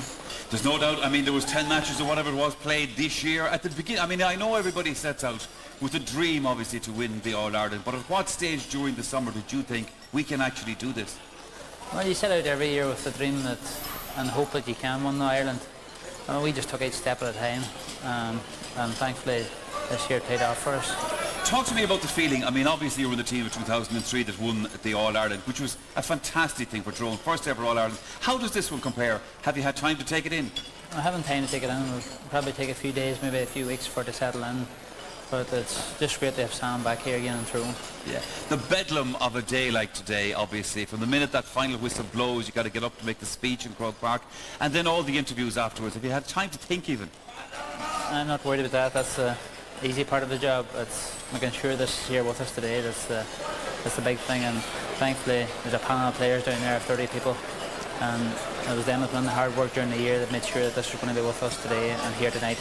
And obviously, Brian, that shot we showed at the beginning of yourself and Mickey Hart walking into the hotel here in City West to your own supporters, that has to give you a certain rush. It definitely does. You know, very proud and very proud just to be captain of this Tyrone team. But as I say, there was 30 other players there today, and they're nobody any more or less important than the next. And that's what got us here today, and thankfully it worked for us. Well, Brian, it's been a fantastic win. You've been a fantastic captain, and thank you very much for coming up here to talk to us. Brian Dewar, ladies and gentlemen. You stay there for a second, Brian. You're okay for a minute.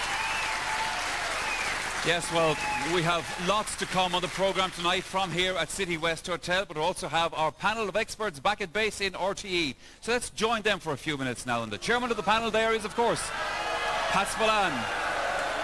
Thank you, Michael. Yes, back here in the studio, we'll be looking back at this afternoon's final in detail with Anthony Tuchel, Kevin McStay and Tony Davis. Gentlemen, you're all very welcome. Kevin, I'll put it to you first. A lot of commentators suggested before today's game playing 10 match in this year's championship would come against Tyrone. That was well and truly answered today. Yeah, I don't think that should ever have been an argument. You get to an All-Ireland final, Pat, like how could hunger possibly, or how could tiredness possibly be an element in your play? Tyrone have a youthful intensity about them, energy about them, and I have to say from maybe midsummer I began to get a fancy for them. I just thought they had that drive in them, that no matter what was going to happen. It was a special year for them, I think, after what happened with Cormac last year, the tragedy of all that. I think it was a special year for them, and once they saw a little bit of daylight, they went for it like Billy O. Anthony, there's nothing wrong with football if we get matches like this. Well, unlike some other people on this panel, I never had a problem with the way Tyrone played football. I thought they've been fantastic from the start of the championship. I think today was a wonderful occasion, a great game of football. It lived up to its pre-match billing. Great spectacle, enjoyed by everyone, including the neutrals. And I suppose and the better team won. The better team won. There's absolutely no question about that. I think Kerry put it up to him towards the end, but Tyrone deserved the victory, and full credit to them, and also with Down Miners winning, it was a great day for Ulster football. Tony, looking at the pace, the intensity, the fitness levels of both sets of players today, it's hard to believe these are amateur guys. Yeah, it was an absolute privilege to be in Croke Park today to see what happened between those two teams. It was one of the best games I've seen for a long, long time. Some great scores. They ran forever and ever. It was just a fantastic occasion. The way Tyrone won, the way Brian Dewar went up and took the cup, the way Kerry accepted defeat, the whole setting, everything about today was just special. And I'd like to add my congratulations to Tyrone. I think they definitely were the best team and deserved it, and they played with tremendous heart and great football. So a happy panel. We'll be back to more serious analysis later. To the highlights now, and this afternoon's senior decider at Croke Park between reigning All-Ireland champions Kerry and the 2003 champions Tyrone. As always, there was huge excitement around the ground before the throw-in as thousands made their way down Jones's Road for football's biggest day.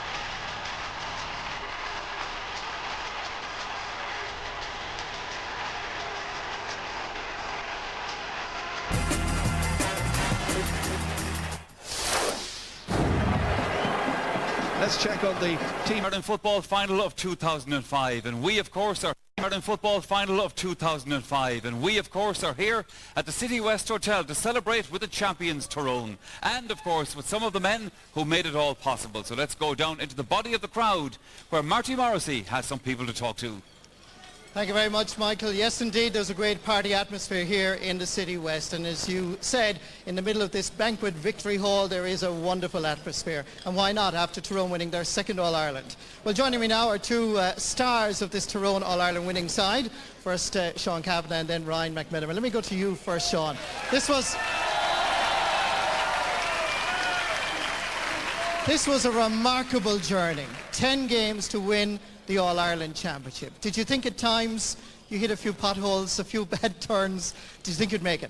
Yeah, I think after you seen the Ulster final and first game again in Dublin, it was always going to be tough, but this team's special, and I think after we've seen what it's like to win in 2003, we really want to be back here as All-Ireland champions.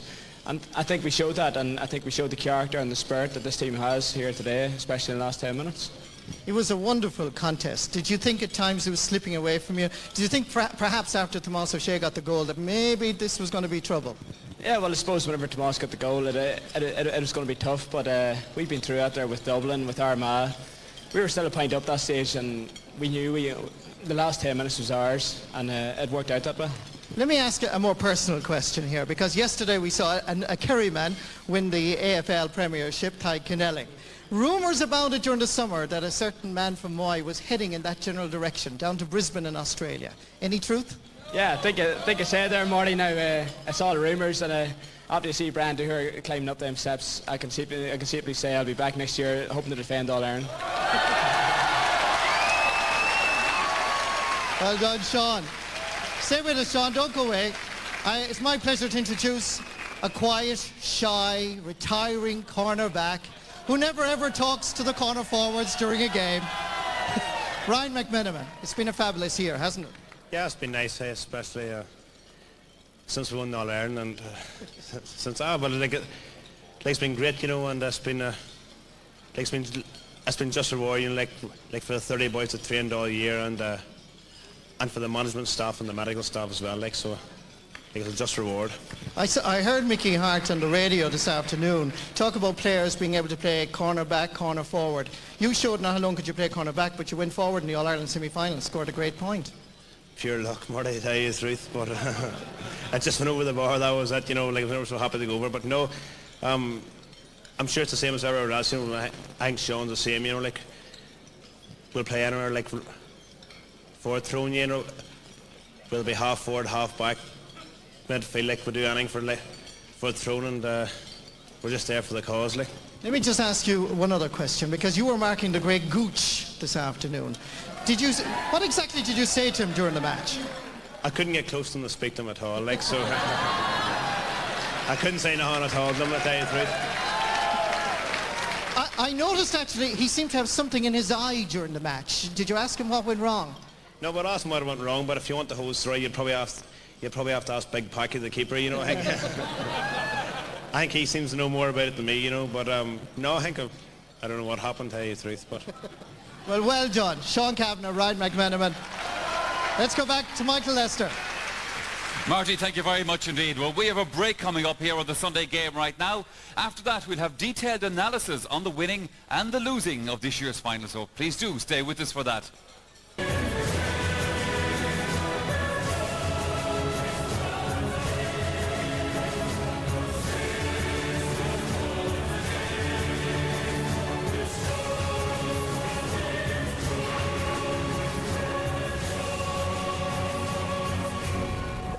Kevin, a lot of people said in 2003 when they met Kerry weren't ready for the pace and intensity, that they would be ready this time. But is it a case of trying to put back-to-back All-Ireland titles hasn't been achieved since 89-90? It's just impossible. Well, no, it's extremely difficult to put back-to-back. I mean, we can analyse this, just saying off camera there, to analyse this any way we want. The fact remains that Kerry were very close today, but not close enough. It was an argument a lot of people made coming up to the game that they hadn't really been tested. In fact, you could say that Kerry haven't been tested for maybe 2-3 years in the environment that they were in today. And they were found wanting in the end, there's no doubt about that. The easy build-up wasn't ahead. No, they had no penetration, I felt, from 50 metres in towards the attacking goal. But they weren't that far off it, Pat. We have to say that. Just in the end, they were a wee bit shy of it. A lot of Tyrone mentors and players suggested after the game that they didn't get the credit they deserved in 2003. Is that a fair point? Yeah, I think that's fair enough, Pat. I think there's no question there was some hurt in Tyrone that although they had won their first All-Ireland, that there wasn't a lot of credit came to them. But would you say that they're a better footballing team now than they were in 2003? Well, I think they are. I think that the final in 2003 was a fairly dour affair. Today's final was a tremendous game of football, and throughout the season Tyrone have contributed to a number of great games, and you know, Mickey Hart and everyone associated with that Tyrone side deserve great credit. They're second All-Ireland in 3 years, and I think now you can classify the current Tyrone side as a great team. There's no question about that now. Tony, Brolly said after the game that he says Kerry have a long way to go to catch up to Armagh and Tyrone. Fair point? Yeah, I think it's a fair point.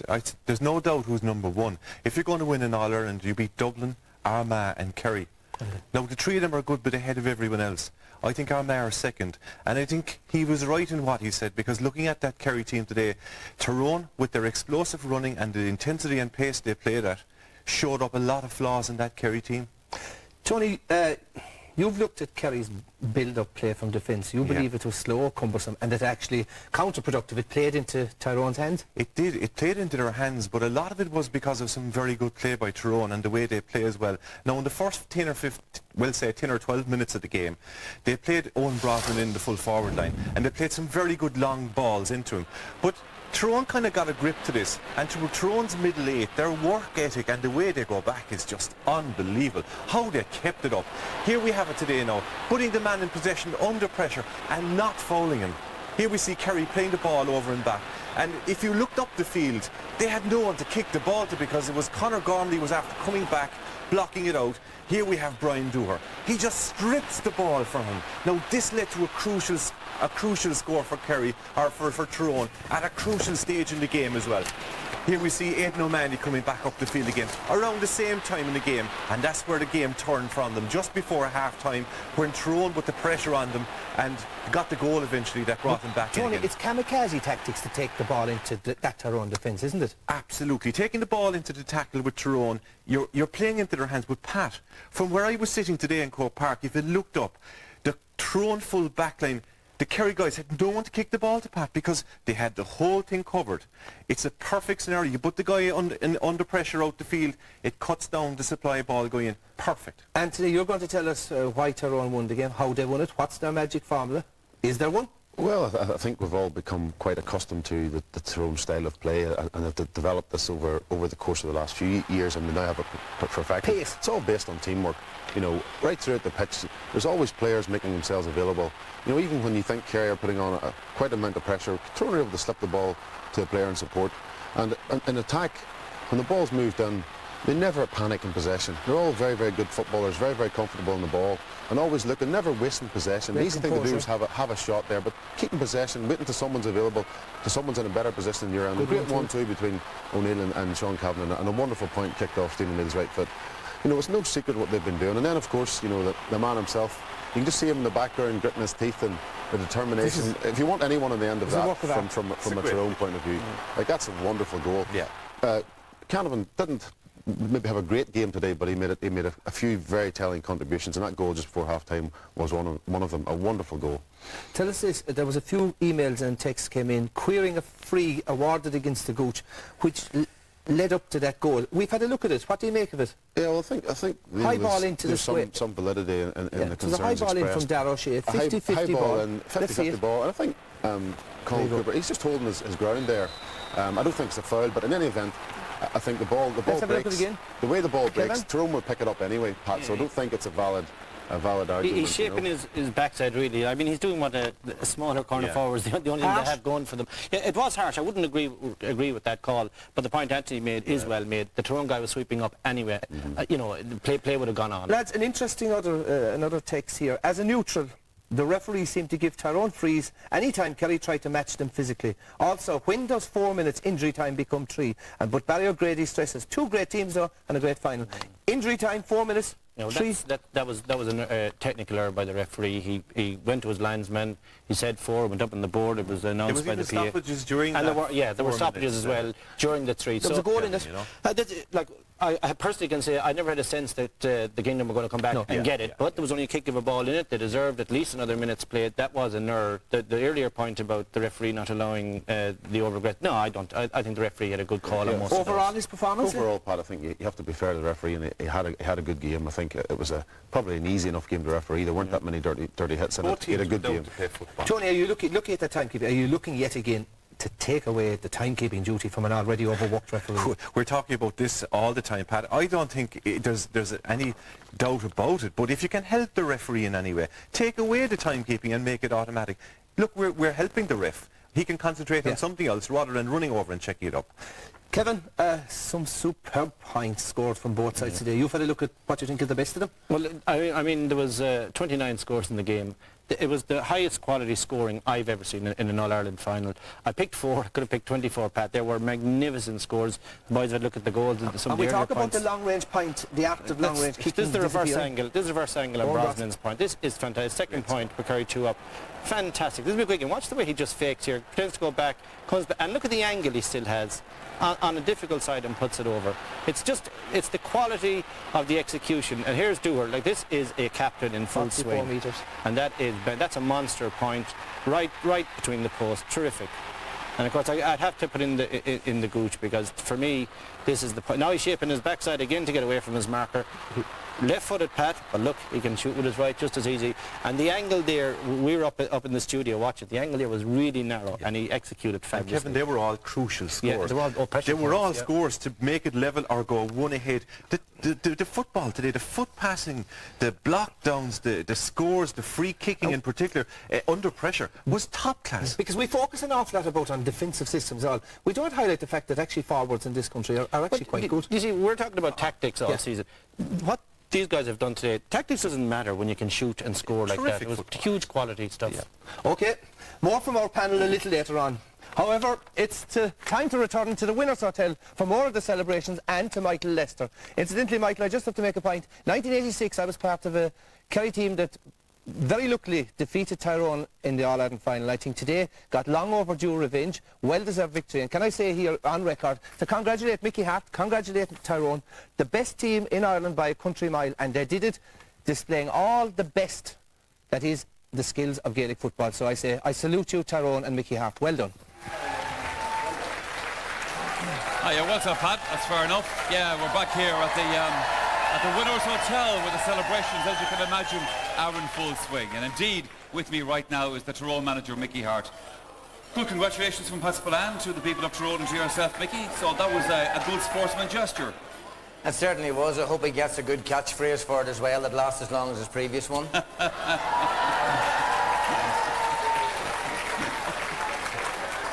Well, in fairness, his previous one helped to spur some of you guys on up in the north into greatness.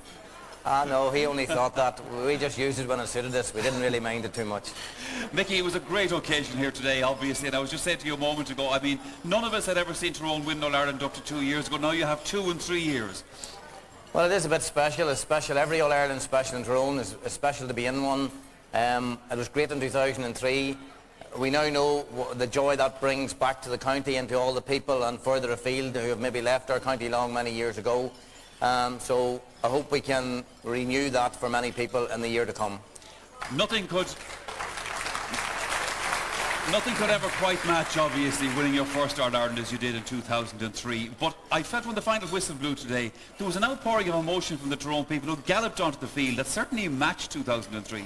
Well, that's true. I'm beginning to wonder about that previous statement you made, that nothing could match the first one, because this one here has all the appearances of not only matching it but going somewhat better. And if that's the case, we certainly are looking forward to the great year. And I suppose what it does now for you as well, I mean, 2 All-Irelands in 3 years with this more or less the same team, I mean, this marks you down as a great team. I mean, that's fair to say. Well, some people use that term that you win 1 All-Ireland, you're a good team, and you win 2, it's a great team. I think a great team wins any All-Ireland, and I think this is an exceptional team that has won 2 All-Irelands.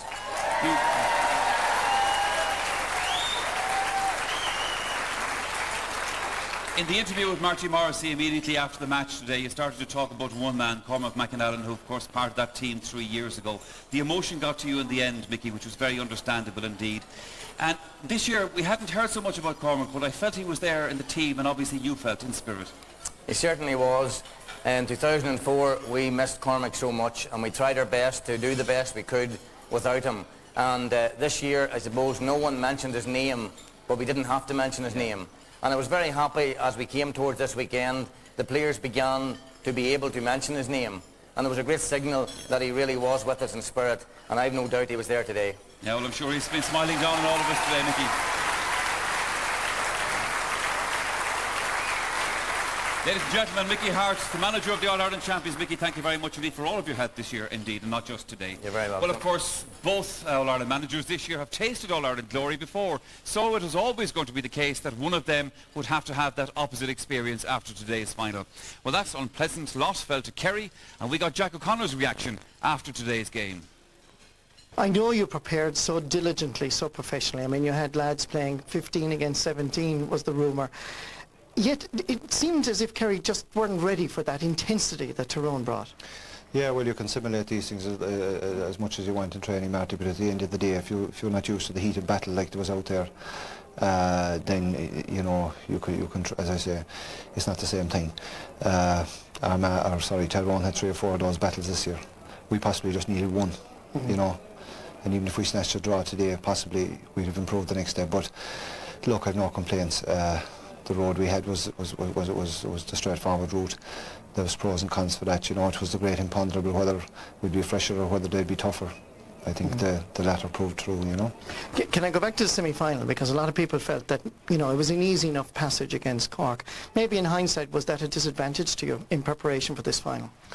Possibly, as I said, you know, you just need a few of those battles where you're pushed to the absolute limit.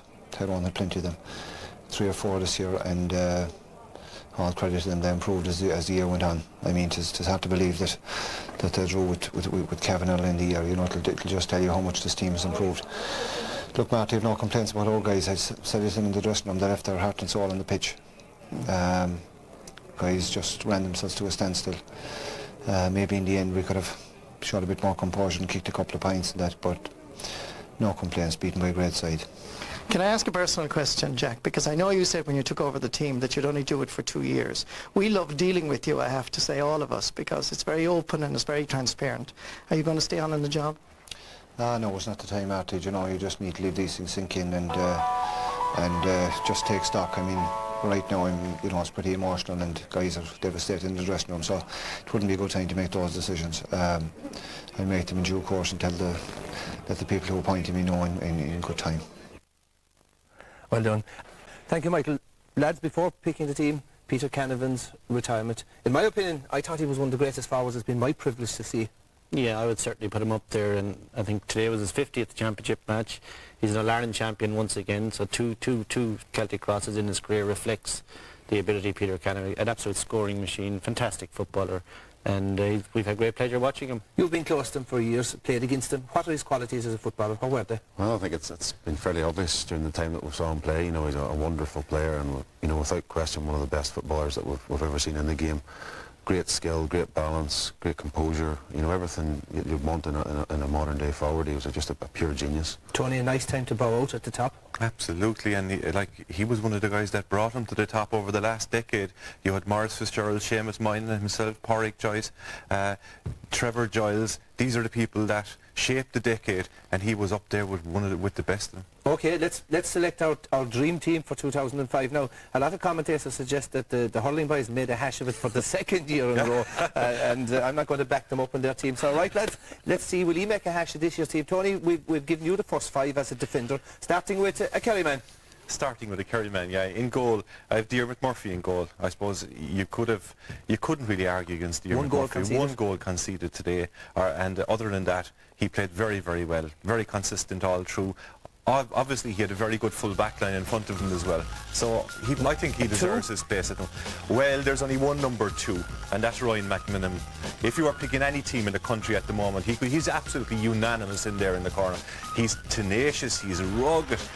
And I suppose at cornerback you have to sacrifice a lot of your own game for the team because you're marking. You see, at cornerback you're probably marking the best stats against you, and he's done that selflessly. But here we see against Armagh, he can play a bit of football too, and if he was left loose out the field, I'm sure as a cornerback, I used to hate playing cornerback, I used to love playing halfback, and it allows you to play a lot more football. And another Kerry man at fullback. Yeah, Michael McCarthy's a very, very good footballer. He's very fast, he plays from in front, rarely fouls, and has rarely been under pressure. Now today all the full back line for Kerry were under pressure today, but up to this he's a model of consistency right through. Again, automatic choice again, I think, in the left corner, Andy Mallon. Great player. Great pace, and looking at that Armagh side, like the second best side in the country, they have good defence, and Andy Mallon represents all that's good in there in the corner. And number 5? Tomas O'Shea. Couldn't let him out of the team, have to pick him. Has been consistently Kerry's best back for the last 2 years. Took over from his brother Dara as the leader of the Kerry team, really, and Seamus Moynihan. And Kerry, when Tomas O'Shea plays well, Kerry play well. And this is one of his trademark runs up the field. And as well as Ryan McMahon, he can play a bit of football too. And a great goal today. Got a great goal, gets some good points, and again would like to be released. In midfield would be another place he could play actually. He's just an all-around good footballer. Right, Anthony, that brings us to number 6. And you've selected a guy, he's only played there in the last 3 matches, but he's made some hell of a difference here. Yeah, well, there's no doubt that he was going to be figuring in the team somewhere, no matter where Mickey Hart has played. Conor Gormley this year has been outstanding, and I think he's one of the small number of players that got Tyrone through the difficult period in their season. Outstanding again today. You know, he's really held the heart of that. The full package, there's no question. With a juggling here, 12? No, we picked Sean Kavanagh at 12, and we actually feel that's the position Mickey Hart would want to pick him on today. On the Kerry side, you know, 2 is all I could see really. Darragh O'Shea would be in with a shout, and the Gooch, I think we mentioned earlier, certainly enhanced his reputation again today. They were the contenders from my point of view. Anthony? Yeah, I would agree. Most of the contenders on the Tyrone side, you look at Kerry, Darragh O'Shea, the Gooch, and maybe Owen Brosnan had a good game, but outside of that, you know, they didn't have that many great individual performances. Your Tyrone contenders? Well, Tyrone, you look at Tyrone, the way they play, and you know their whole ethos is based on teamwork, and they do so well that it's very, very difficult at times to pick out an individual who has performed at a standard above everyone. And you know, you could probably make very strong cases for half a dozen of those Tyrone players. Who would half a dozen shoot? Quickly. Well, you have Philip Jordan, you have Brian McGuigan, Dooher, Mellon, Owen Mulligan, any of them. Tony, this was one that he actually did find it difficult to. You see, we're talking here about Tyrone, and Tyrone, if you could give a team of the year or a trophy for the spirit that the energy they build up, you'd give it to all of them, because everyone that's on the team, including all the subs they bring on and off, including the manager, including every one of them, I think that should go to those people, because it's a total team game with them. Even every time we went to pick man of the match, it was somebody different. Yeah. Okay, lads, thanks a million for tonight, and indeed for the season. Well, we've discussed the contenders. Time now to go back to Michael Lester at the Winners Hotel to find out just who is this year's All-Ireland football final man of the match. Michael, take it away. All right, thanks, Pat. We will, of course. Now, just to kind of repeat, I suppose, what... It's the blonde bombshell himself. It's Owen Mulligan, our man of the match for 2005.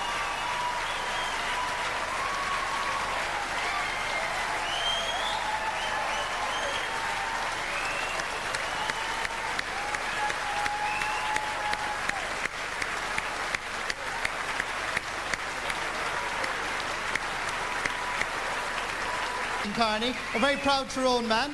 He's the senior management Bank of Ireland in Derry, and he's going to present you, Owen, with a beautiful piece of Galway crystal. Well done, Owen. Good job. Well done. Thank you. Well done. Just stay with me here now, Owen, for a moment. I know you can't believe it, but this was some team performance this afternoon. To be honest with you, I'm a bit embarrassed to take this here, because it just wasn't a 15-man performance. It was the whole 30. Management, the whole thing, unbelievable. You know, I'm a bit embarrassed, to be honest with you, as you can see, Marty. Yeah. Well, I mean, I don't think you should be embarrassed at all, because you've had a fantastic year, and I always think of you because you epitomise what young people should be looking forward to, because you hadn't a very good start to this championship. Tell me what it was like back then in April, May and June. I don't think you really want to hear what it was like, Marty, to be honest with you. It was tough. I wasn't getting on the side. It was, you know, whether I should stay or should I go, but the management kind of had a word with me in a room, and just was happy enough to stay, like, and that's what it, you know, Sam Maguire, like it's hard a bit, you know, been here. Well done. 4 points today. Owen Mulligan, the RT Bank of Ireland Man of the Match winner. And it's back to you, Michael Lester. Well done to Owen, well done indeed. Our Man of the Match for 2005. Well, so then folks, on that happy note, that's where we draw down the curtain on this year's Sunday game season. Now, I would at this point like to say a big word of thank you to the Tyrone management and to their players for all of their cooperation leading up to this year's final. Also, of course, to everyone in the Kerry camp, and for that matter, to the many counties around the country who were generous in their assistance this year. And on behalf of the Sunday game team, thank you for watching us. Until the next time, from the City West Hotel and the very happy people of Tyrone, good night. Taken for a sight of Sam, the new All-Ireland senior football champions back in their home patch. Thousands turning out to welcome back triumphant Tyrone. With the most sought-after prize in Irish sport secured, it was very much celebration time in Knocknatloy for the last team left standing in Championship 2005. Well done, Mickey. How do you feel now? Oh, very good, very good. How would it not feel good? And it means so much to the people of Tyrone, doesn't it? It certainly does. They're right there in the same numbers or maybe more than they were before. It's a wonderful occasion for everybody. I hope they enjoy it. Nice. Mickey Hart's sentiment shared by the players who brought the county only its second ever All-Ireland success. Yeah, it means an awful lot, you know, and especially the hard years Tyrone had this year and last year, so it's a big occasion for us. Oh, it's unbelievable. It just keeps getting better and better. The supporters are unbelievable. They come out in the thousands here to see it again. It's brilliant.